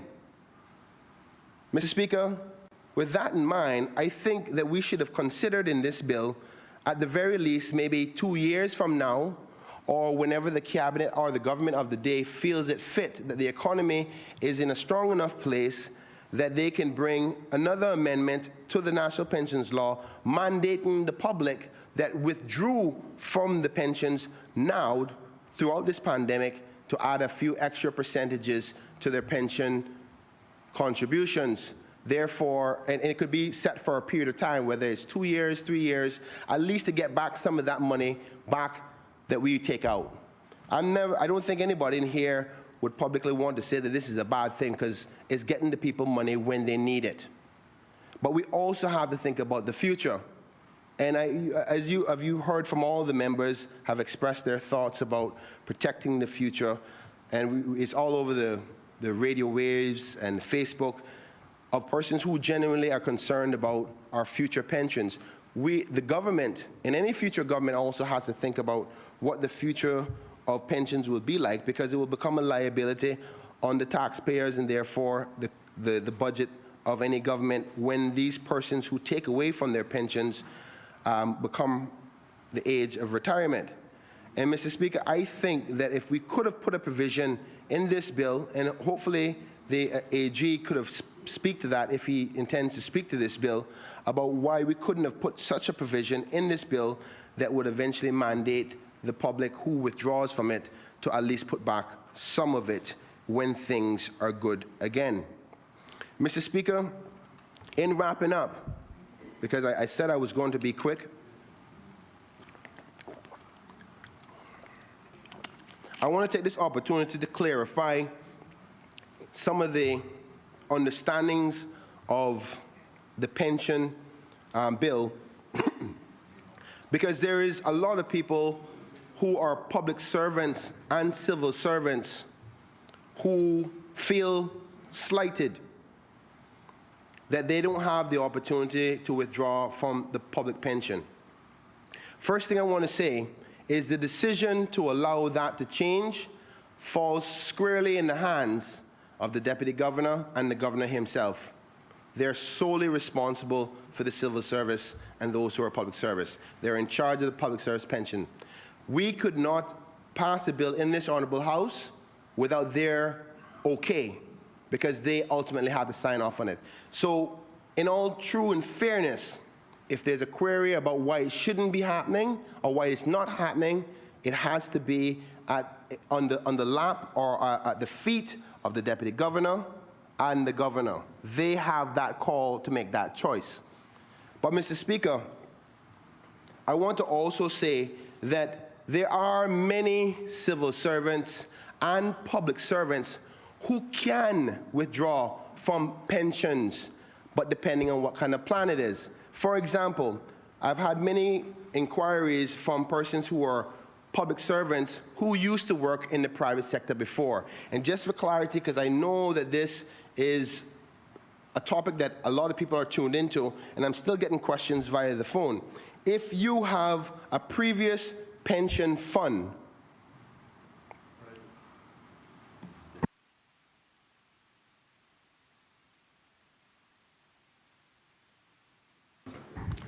forgive me, Mr. Speaker, if you had a previous pension fund in the private sector and you are now a public servant, according to my understanding, and I stand to be corrected by the Attorney General at any point, you can withdraw from that pension as long as it's not under when you became a public servant. So for example, Mr. Speaker, if you started to work for Cayman Airways, whatever contributions you put into that fund, whether it be with private or public fund, during the time when you were a public servant and you're still a public servant, you cannot withdraw it. But there's some other information that the public may want to know. There's some people who used to work with many of the government-owned companies and statutory authorities that are with pension administrators that are also private, but they're no longer working there. And because the bill says if you are a public servant, if you are no longer working for that agency or that authority or that government-owned company, you're no longer a public servant. And though the funds went into a private administrator at the time when you worked for when you were public servant, forgive me, Mr. Speaker, you could now, once you're not a public servant anymore, go back and withdraw from that pension. So hopefully that clarifies that, because a lot of people were concerned. Mr. Speaker, apparently my contribution was clear as mud. but ultimately, I would employ everybody who have worked for government-owned companies and statutory authorities to ask further questions. And I think this discussion is going to continue to go on, because there's so many different people in different scenarios, particularly because Caymanians have been working in different locations for so many parts of their life, that don't think that just because you work for a government-owned company or civil service for that fact, if you had worked in the private sector at some stage throughout your career, there's a high probability you can withdraw from some fund. So I would implore you to examine further, and don't think just because you work for or you were a public servant or civil servant at some stage, there's not a fund out there that you could withdraw from. Mr. Speaker, forgive me 1 second.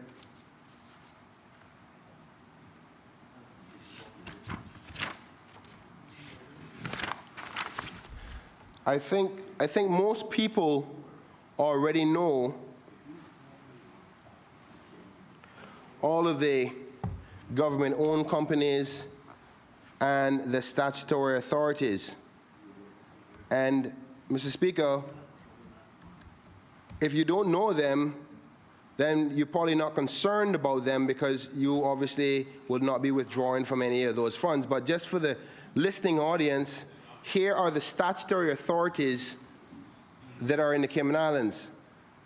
The Auditor Oversight Authority, Cayman Islands Airport Authority, the Cayman Islands Development Bank, the Cayman Islands Monetary Authority, the Cayman Islands National Museum, Cayman Islands Cultural Foundation, Civil Aviation Authority, Electricity Regulatory Authority, Health Services Authority, Information, Communication and Technology Authority, Maritime Authority of the Cayman Islands, the National Drug Council, the National Gallery of the Cayman Islands, the National Roads Authority, the Port Authority of the Cayman Islands, Public Service Pension Board, Tourism Attraction Board, University College of the Cayman Islands, and the Water Authority are all the statutory authorities in the Cayman Islands. The government-owned companies are the Cayman Islands, Cayman Airways Limited, the Cayman Islands Stock Exchange Limited, Cayman Turtle Farm, Cayman Children and Youth Services Foundation, which is better known as CAYS Foundation, Cayman Islands National Insurance Company Limited, National Housing Development Trust, and the Sister Islands Affordable Housing Corporation. So if you work for any of those that I just listed, you are a public servant. And as all civil servants would know who they are. So, Mr. Speaker, I want to congratulate the government take this opportunity to congratulate the government for everything they have done so far in respect to this. I examined my own thoughts and said to myself, if I was a part of the cabinet, what things would I be doing? And I would like to give the government an A so far in their handling of this. Of course, there would be other things that could have made it an A+, but an A is a good grade, particularly at a time like this. So I encourage them to continue to fight on. There's going to be days that's going to be frustrating, but as a junior member of this Honorable House, and understanding the pressures of your constituencies and the calls and the concerns that you have to deal with on a daily basis, please, you've been chosen to fight on, continue to fight on. To the people of the Cayman Islands who may be listening, I beg one thing that I don't have the most of, but if you have to read your Bible like what I've been doing, then you might need to do that, but we need a little bit of patience to this. This is something that there's no roadmap for. There's no way we can see other ways how other countries have dealt with it before, because everybody's dealing with it for the first time. And there needs to be some understanding. And some days I feel it for the members of the panel that do the press briefing every day, because you have to repeat it over and over and over and over again, but because it's that important. And the government is basically asking you to do the right thing for yourself, because this pandemic reminds me of a boat. In no way in the world the boat can leak on your side. So when the problem is your problem, the problem is my problem. That's why politicians have to be so patient, because we have to ask them to all join in together. There's no excluding anybody in this. So with that being said, I want to encourage the public to remember the churches throughout this, though, because there's been a lot of contributions to the needy, rightfully so. But there have even been some criticisms of the Minister of Health for his praise of Christ and his prayers and his scriptures and all that. Some of them may not even recognize that it's God has gotten us this far. Amen. Amen, sir. But the churches take money to be able to spread the word of God. I wish I could say it was free, but it isn't. And with less people going to church, I want to remind the public that if you can, consider, if you have a little extra, after considering the children that may need, the families that may need, your neighbors that may need, if you still have a little bit left over, find a church that you like, that spreads the words that you want to hear, and contribute to them. Because how they survive on spreading the positive word of Christ is through your contributions on a weekly basis and a monthly basis. And with the restrictions, many churches are not getting that funding anymore. And I know some people are going to say, yeah, you imagine they're talking about church and the people out there starving. Well, a lot of people are starving from the Word of God too. And if they ate a little bit of that, they'd probably be a lot healthier today. So that being said, Mr. Speaker, I give the government my full support in respect to this motion. Just please, if there's any considerations that they can think about potentially even agreeing to maybe later on coming back and saying to those persons who withdraw or who intend to withdraw from this pension that you may have to put back some a little bit later on, because we have to think about the future. Yes, this is the emergency that we need, that is here, that allows us to all agree to withdraw from pensions. But putting a little bit back when things get better with the good Lord's help, I think it would be the smart thing to do, because if we don't, genuinely speaking, I think we all know that the pensions were already depleted or was not sufficient enough already as they were. And this is going to add to it. But justifiably, we should be able to do this. But we have to think about a plan of allowing persons to put back some of those funds if they withdraw. And lastly, if you do withdraw from your pension, please, please, I beg of you, be smart with your money, because it's not endless. Thank you, Mr. Speaker. Honorable Minister of Health.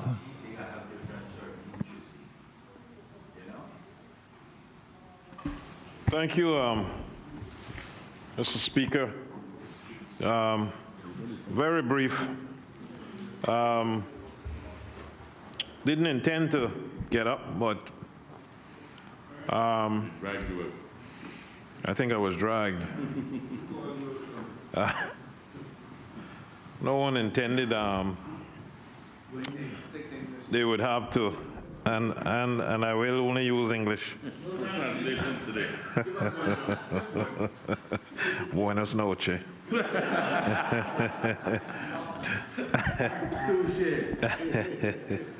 No one intended they would have to use their pension before retiring. No, we hoped we would never have to do it. None of us. But no one saw this coming, COVID-19. Some people don't really understand that people was already hurting before COVID-19. And it just made it worse. People have been living from paycheck to paycheck for some time now, for many years, in fact. We can't debate this bill from Mount Everest of Nepal and not realize the people that really needs this is down in the Khumbu Valley in Nepal. So that only means that if you're making a high salary, I've seen the conversations, people that make a certain type salary discuss this a different type way than persons who make less than $3,000. I've seen the conversations. I understand what's going on. People who are making more discuss this situation very different. And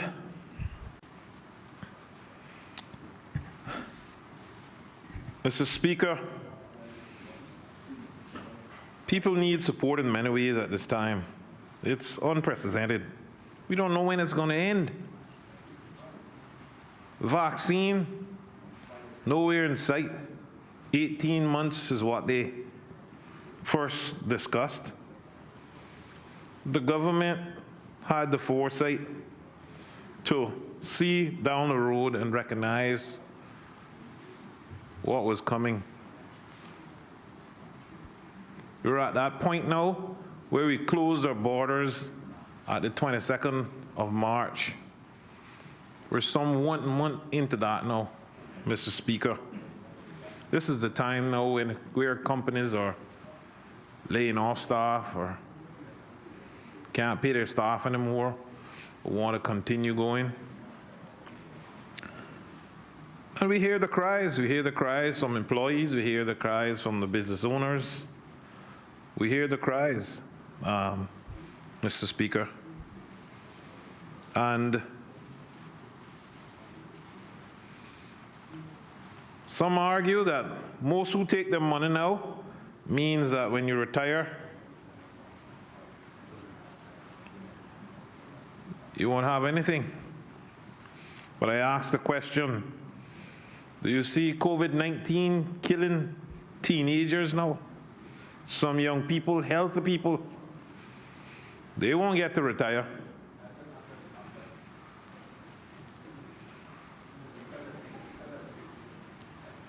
So, Mr. Speaker,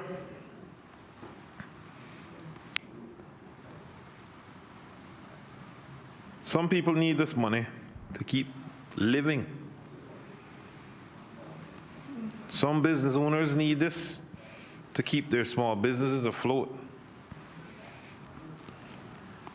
I could easily speak like how some of the other people speak about this matter in terms of people pensions and whether they should get it or not, and whether they're going to deplete the fund, and whether some people are going to abuse it, and all kinds of scenarios. I could speak just like that. But I refuse to. Thank you for our Bordentown East office and what my PA, Teresa, along with others in the committee are doing to assist the many persons who are in need, lost their jobs. Businesses are slow. We are proud people in Cayman. We are very proud people. And we don't want to have been down to anybody to beg for anything. You know? But I pray that no one allows proudness to kill them. Well, as the largest constituency, I've seen a number of people and I've heard enough to know that people are in need of some rescuing. As a government, this decision wasn't easy to arrive at and took a lot of discussion. Don't worry, I understand what the domino effect is, where one event causes a series of related effects. I understand that. This effort is just the first effort to aid people, Mr. Speaker, through the next couple months. We hope we don't have to act in this manner again soon, Mr. Speaker. But if the economy doesn't recover, we will have to do something again. I'm not playing any games with people's lives. It's either we're doing it or we're not. Stop trying to frighten people into believing they can't handle their own money. Sick and tired of hearing it. Don't underestimate our own people. That's what happened now. We do not believe in our own people, some of us. Underestimating them all the time. Just because they make under $3,000, you won't underestimate them. You will be surprised to learn that many years ago, our economy was started by our fathers going off to sea and sending money back home to the women of this country who had little to no education. And they managed the money, built the homes, sent our children to school, and nothing went wrong. So we dare not underestimate our people and what they will do with what is theirs. People do not want to go to NAU if they can access their own monies. That is the constant plea from people. So I say to you all, this is not an easy decision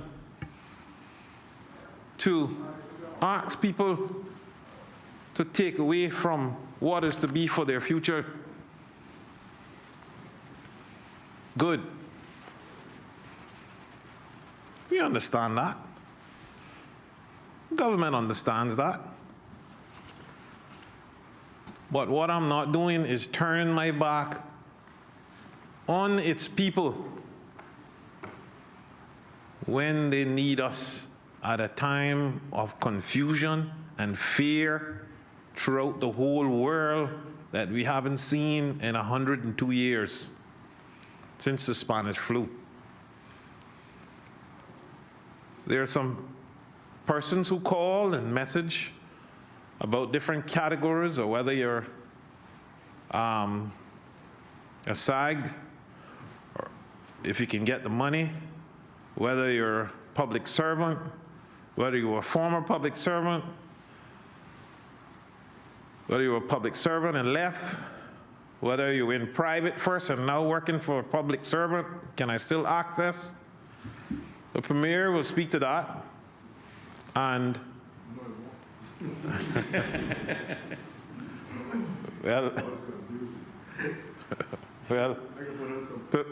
Premier has, well, I shouldn't have said the Premier will speak to that. The Premier has spoken to me and advised me that they're putting out some FAQs on the website that will actually guide people so they can understand exactly what it is that we, and who qualifies. So don't be disappointed quite as yet. We're not going to let Kenneth edit on. So, yes, there's a lot of discussion that went on behind the scenes, and there's a lot of people who have made representation. And as I say, some of the people who are still working were really having it hard, and I understand that. They need help too. But this, with all that the government had to negotiate, and some of this hasn't made everyone happy. We got to a good point. If you know where we're coming from in this negotiation. So I say to you, have faith. It's not the end.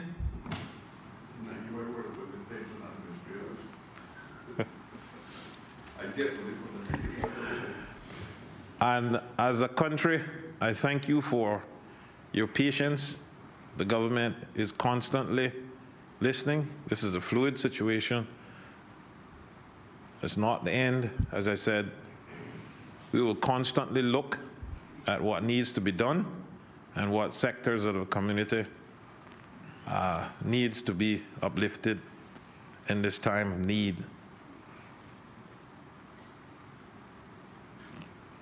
Let's all pray. Give God thanks for the little that we have.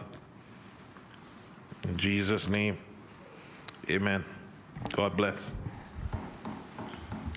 Does any other member wish to speak?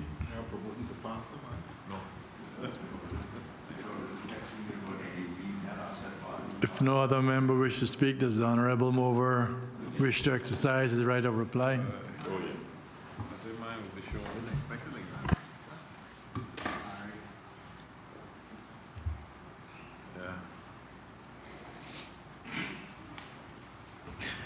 Thank you, Mr. Speaker. Mr. Speaker, I thank all members of this Honourable House on both sides who have spoken so eloquently and passionately about this issue. I am almost overwhelmed at the unity of purpose which members of this House have demonstrated over the course of these past few days, and indeed before in my various discussions with the Honourable Leader of the Opposition and some of the other members of the opposition. I know everyone is pulling in the same direction. We don't always agree. In fact, I think there would be something wrong if we all agreed on every single point in relation to these matters, but I think the country as a whole can be proud and confident that the actions that are being taken on behalf of them and on behalf of the country have the broad support of the entire elected members of this House, and I shall go further, Mr. Speaker, and take the liberty to say the support of His Excellency the Governor, the Deputy Governor, and the Attorney General as well. This is very much a team effort, and I cannot but mention also the tremendous support of the public service generally, and there are a number of key civil servants who are working incredibly hard to make this work and to take us as far as we are. Mr. Speaker, we are, I think, or let me be a little more careful. I believe by this time next week, we will be in a position where we know with some degree of certainty where we are in the overall suppression effort with respect to this virus. I am going to walk out a little bit on a limb here to say that I have growing confidence with each passing day that the suppression effort is really working. And so that over the course of the next few weeks, couple of weeks, we will have to start really focusing on how we can get back slowly to some sense of normalcy in our lives, the way we live and we move in this community, and start the slow and phased process of reopening certain aspects of the economy. But as a number of members on both sides have said, we all know we won't go back to business as usual. I don't know when the world will ever get back to that particular point. But I say these few words to offer some real hope and optimism to everyone, not least of which myself, that the tremendous sacrifices of the past 4 or 5 weeks are starting to pay dividends. I just received a very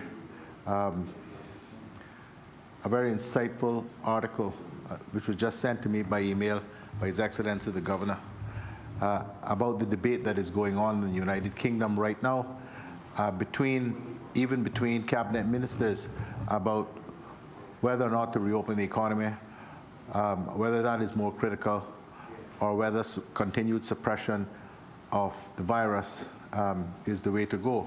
And the conclusion of the author of the article is that reopening the economy without having the virus under containment and control, and the necessary measures in place to quickly suppress it as inevitably it springs up in various parts of your community, will have the same disastrous consequences in the United Kingdom as it is having in China, South Korea, Hokkaido, Japan,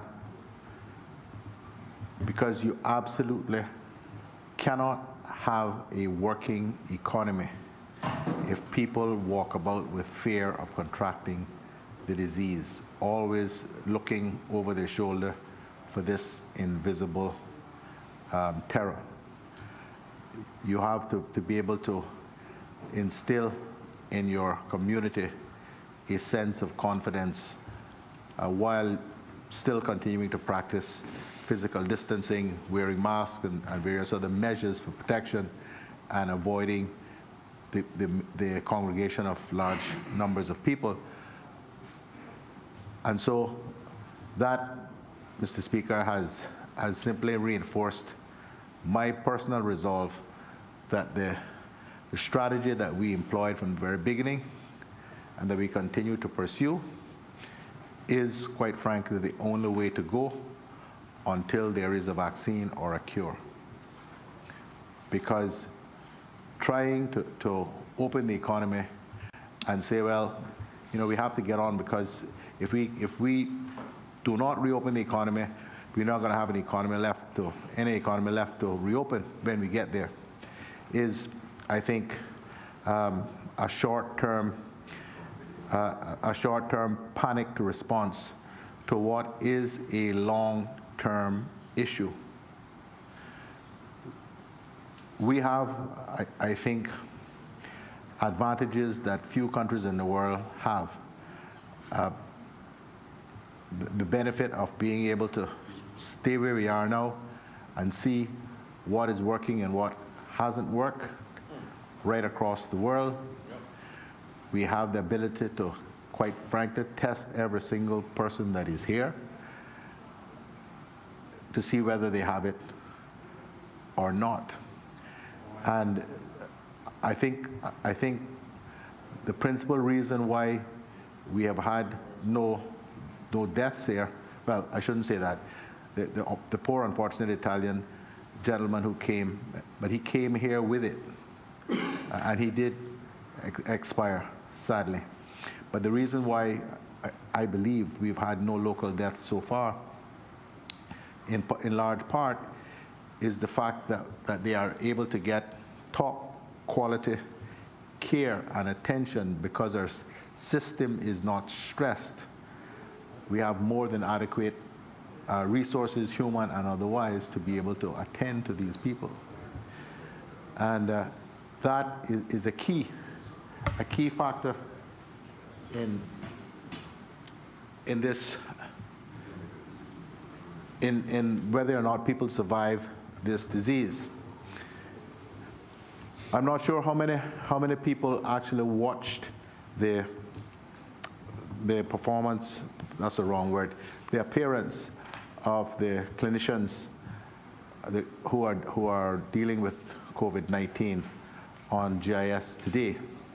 I didn't get to watch it myself, but I got a note about it just now, and one of the stunning factors there is how young the average age of people presenting with the virus in Cayman is. Granted, there have been only 66 positives reported so far, but it's 43. 43. Average age. 52% of those presenting are males. The youngest was 14, the oldest 83. So anyone who believes that this disease is just something for the old and the vulnerable are really missing the point. Many of those who are pushing and shoving and saying, you know, let the Darwinian principle have primacy, the survival of the fittest, are really misunderstanding the fact that despite the fact that they think they are young and strong, that they too may fall victim. If they fall victim to disease, they too may not have such a good outcome. But I digress, Mr. Speaker, from the bill, which is really about the pensions, the withdrawal of the pensions and the pension holiday. But it's really not so much of a digression, Mr. Speaker, because that is about helping people get through these very difficult times when the economy is in free fall, when they are laid off or indeed have been terminated, or that their businesses are teetering on the edge. That is what this is aimed at, Mr. Speaker, to provide some kind of parachute, some kind of safety net to help people through to the other side. If our suppression efforts continue to succeed and we are able to reopen the domestic economy, albeit in phases and albeit very carefully, as long as the ports remain closed, we are still going to be struggling as a community. But I hope, Mr. Speaker, it'll be in circumstances where, as I've said before, everybody is fed, everybody has a roof over their head, everybody has electricity and water, and everybody everybody is as healthy as they can be and certainly not being impacted by the disease. Mr. Speaker, we are working on a plan. I want to, at some point, probably next week or not later than the following week, involve all members of the Legislative Assembly in the discussions about how we do reopen the economy and have their views on what we propose. Again, we are thinking and looking very carefully at what is being done in other places, places like New Zealand and places like Germany. We are all looking for lessons in how not to do this by looking to our neighbor to the north, but trying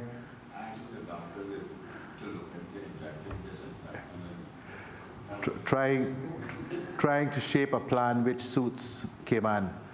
There are both benefits. There are both benefits and downsides to being a country as small as we are.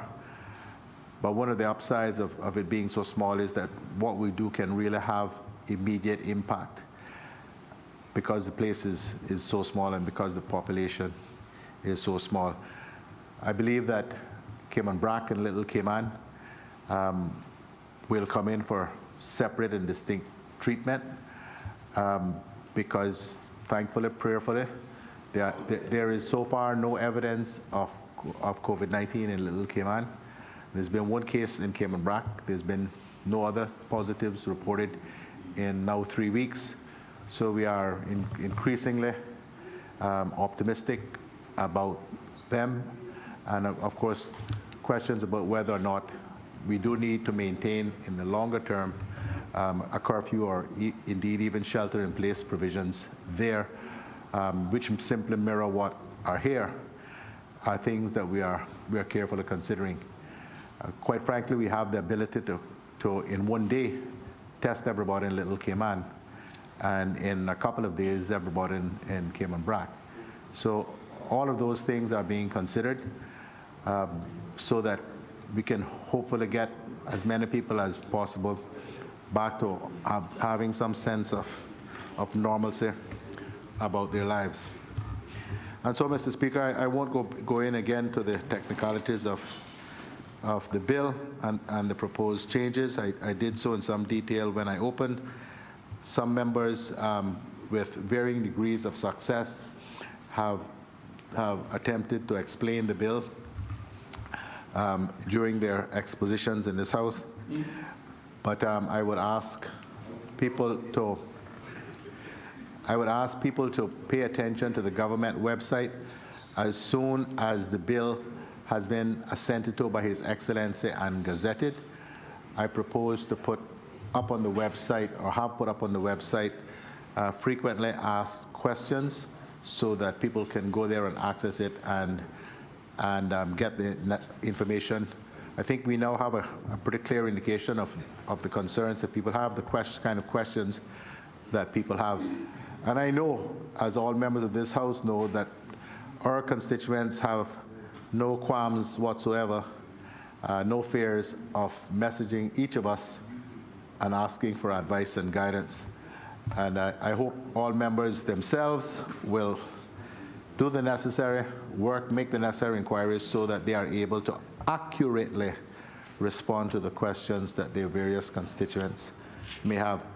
Again, Mr. Speaker, I thank all members for their contributions to this very important bill. The question is that a bill shortly entitled the National Pensions Amendment Bill 2020 be given a second reading. All those in favor, please say aye. Aye. Aye. Those against, no. Mr. Ayes Speaker. have it. The Mr. Speaker. National Pensions Amendment Bill 2020 has been given a second reading. Mr. Speaker, can we have a division, please?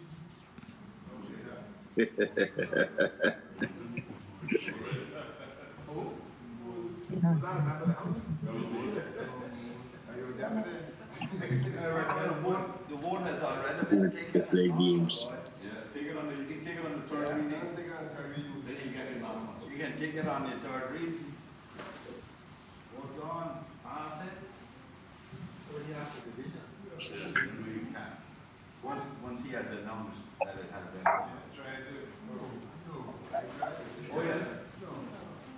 Not so? Absolutely not so. Before. Madam Clerk, can we have a division?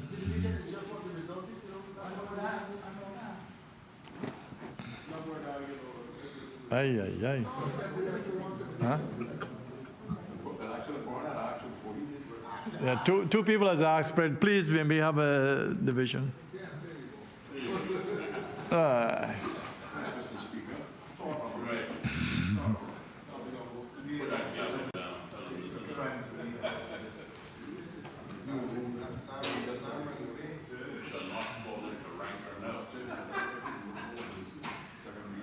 Just what we need.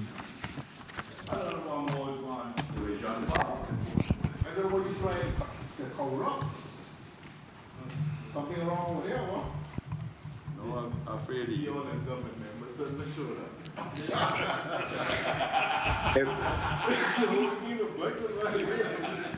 Honorable Alden McLaughlin. Aye. Honorable Moses Kirkconnell. Aye. Honorable Juliana Connolly. Aye. Honorable Doreen Seymour. Aye. Honorable Roy McTaggart.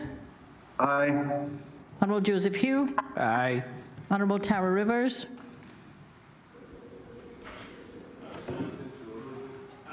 Aye. Captain Eugene Ebanks. Aye. Ms. Barbara Connolly. Aye. Mr. David White. Aye. Mr. Austin Harris. Aye. Honorable Ard McLean. Aye. Mr. Alva Zaku. Aye. Mr. Kenneth Bryan. Aye. Mr. Christopher Saunders. Aye. Mr. Ezra Miller.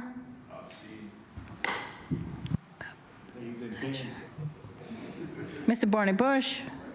Aye.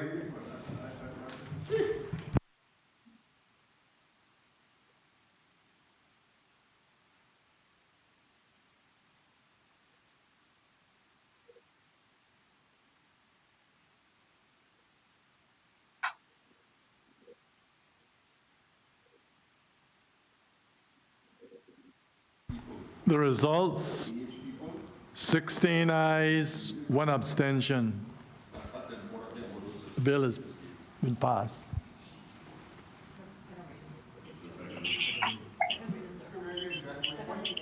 Oh, sorry, second reading. Has been given a second reading.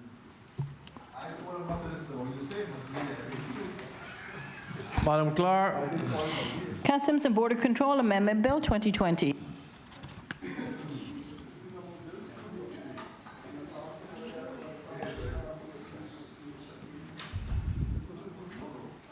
Honorable Premier,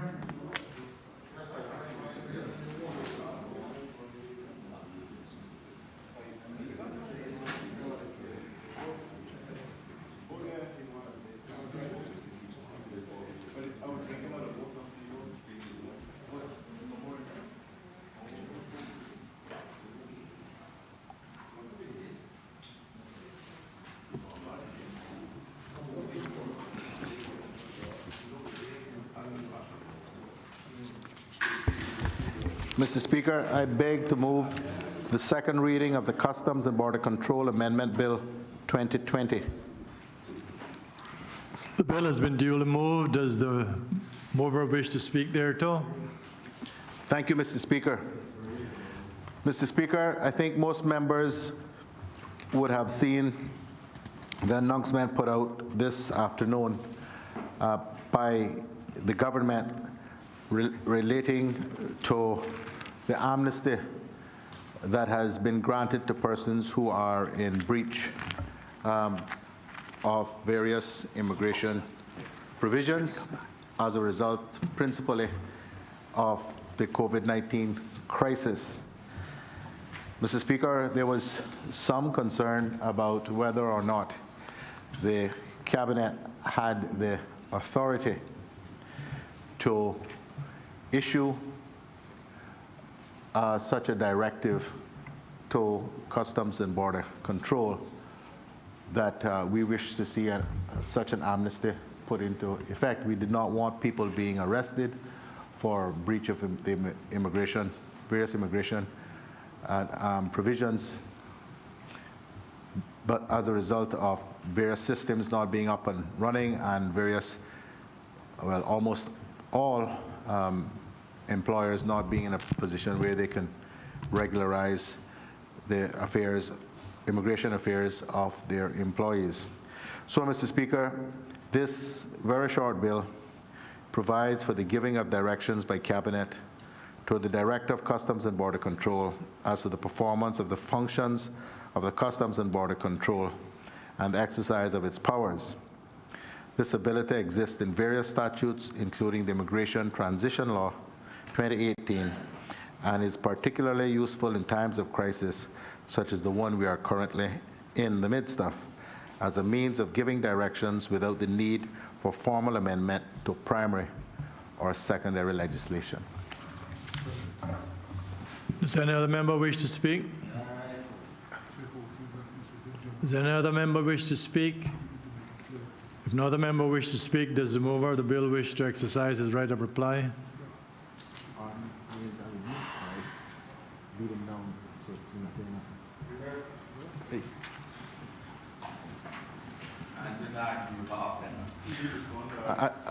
What is it?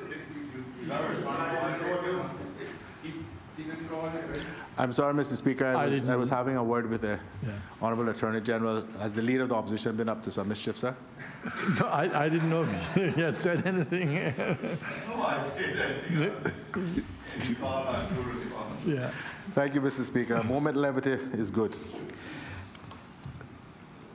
Mr. Speaker, I just want to thank all members for their tacit support of the bill. The question is that a bill shortly entitled the Customs and Border Control Amendment Bill 2020 be given a second reading. All those in favor, please say aye. Aye. Those against, no. The ayes have it. The Customs and Border Control Amendment Bill 2020 has been given a second reading. I propose to take a brief 5-minute break before we go into the second to the committee stage of these bills.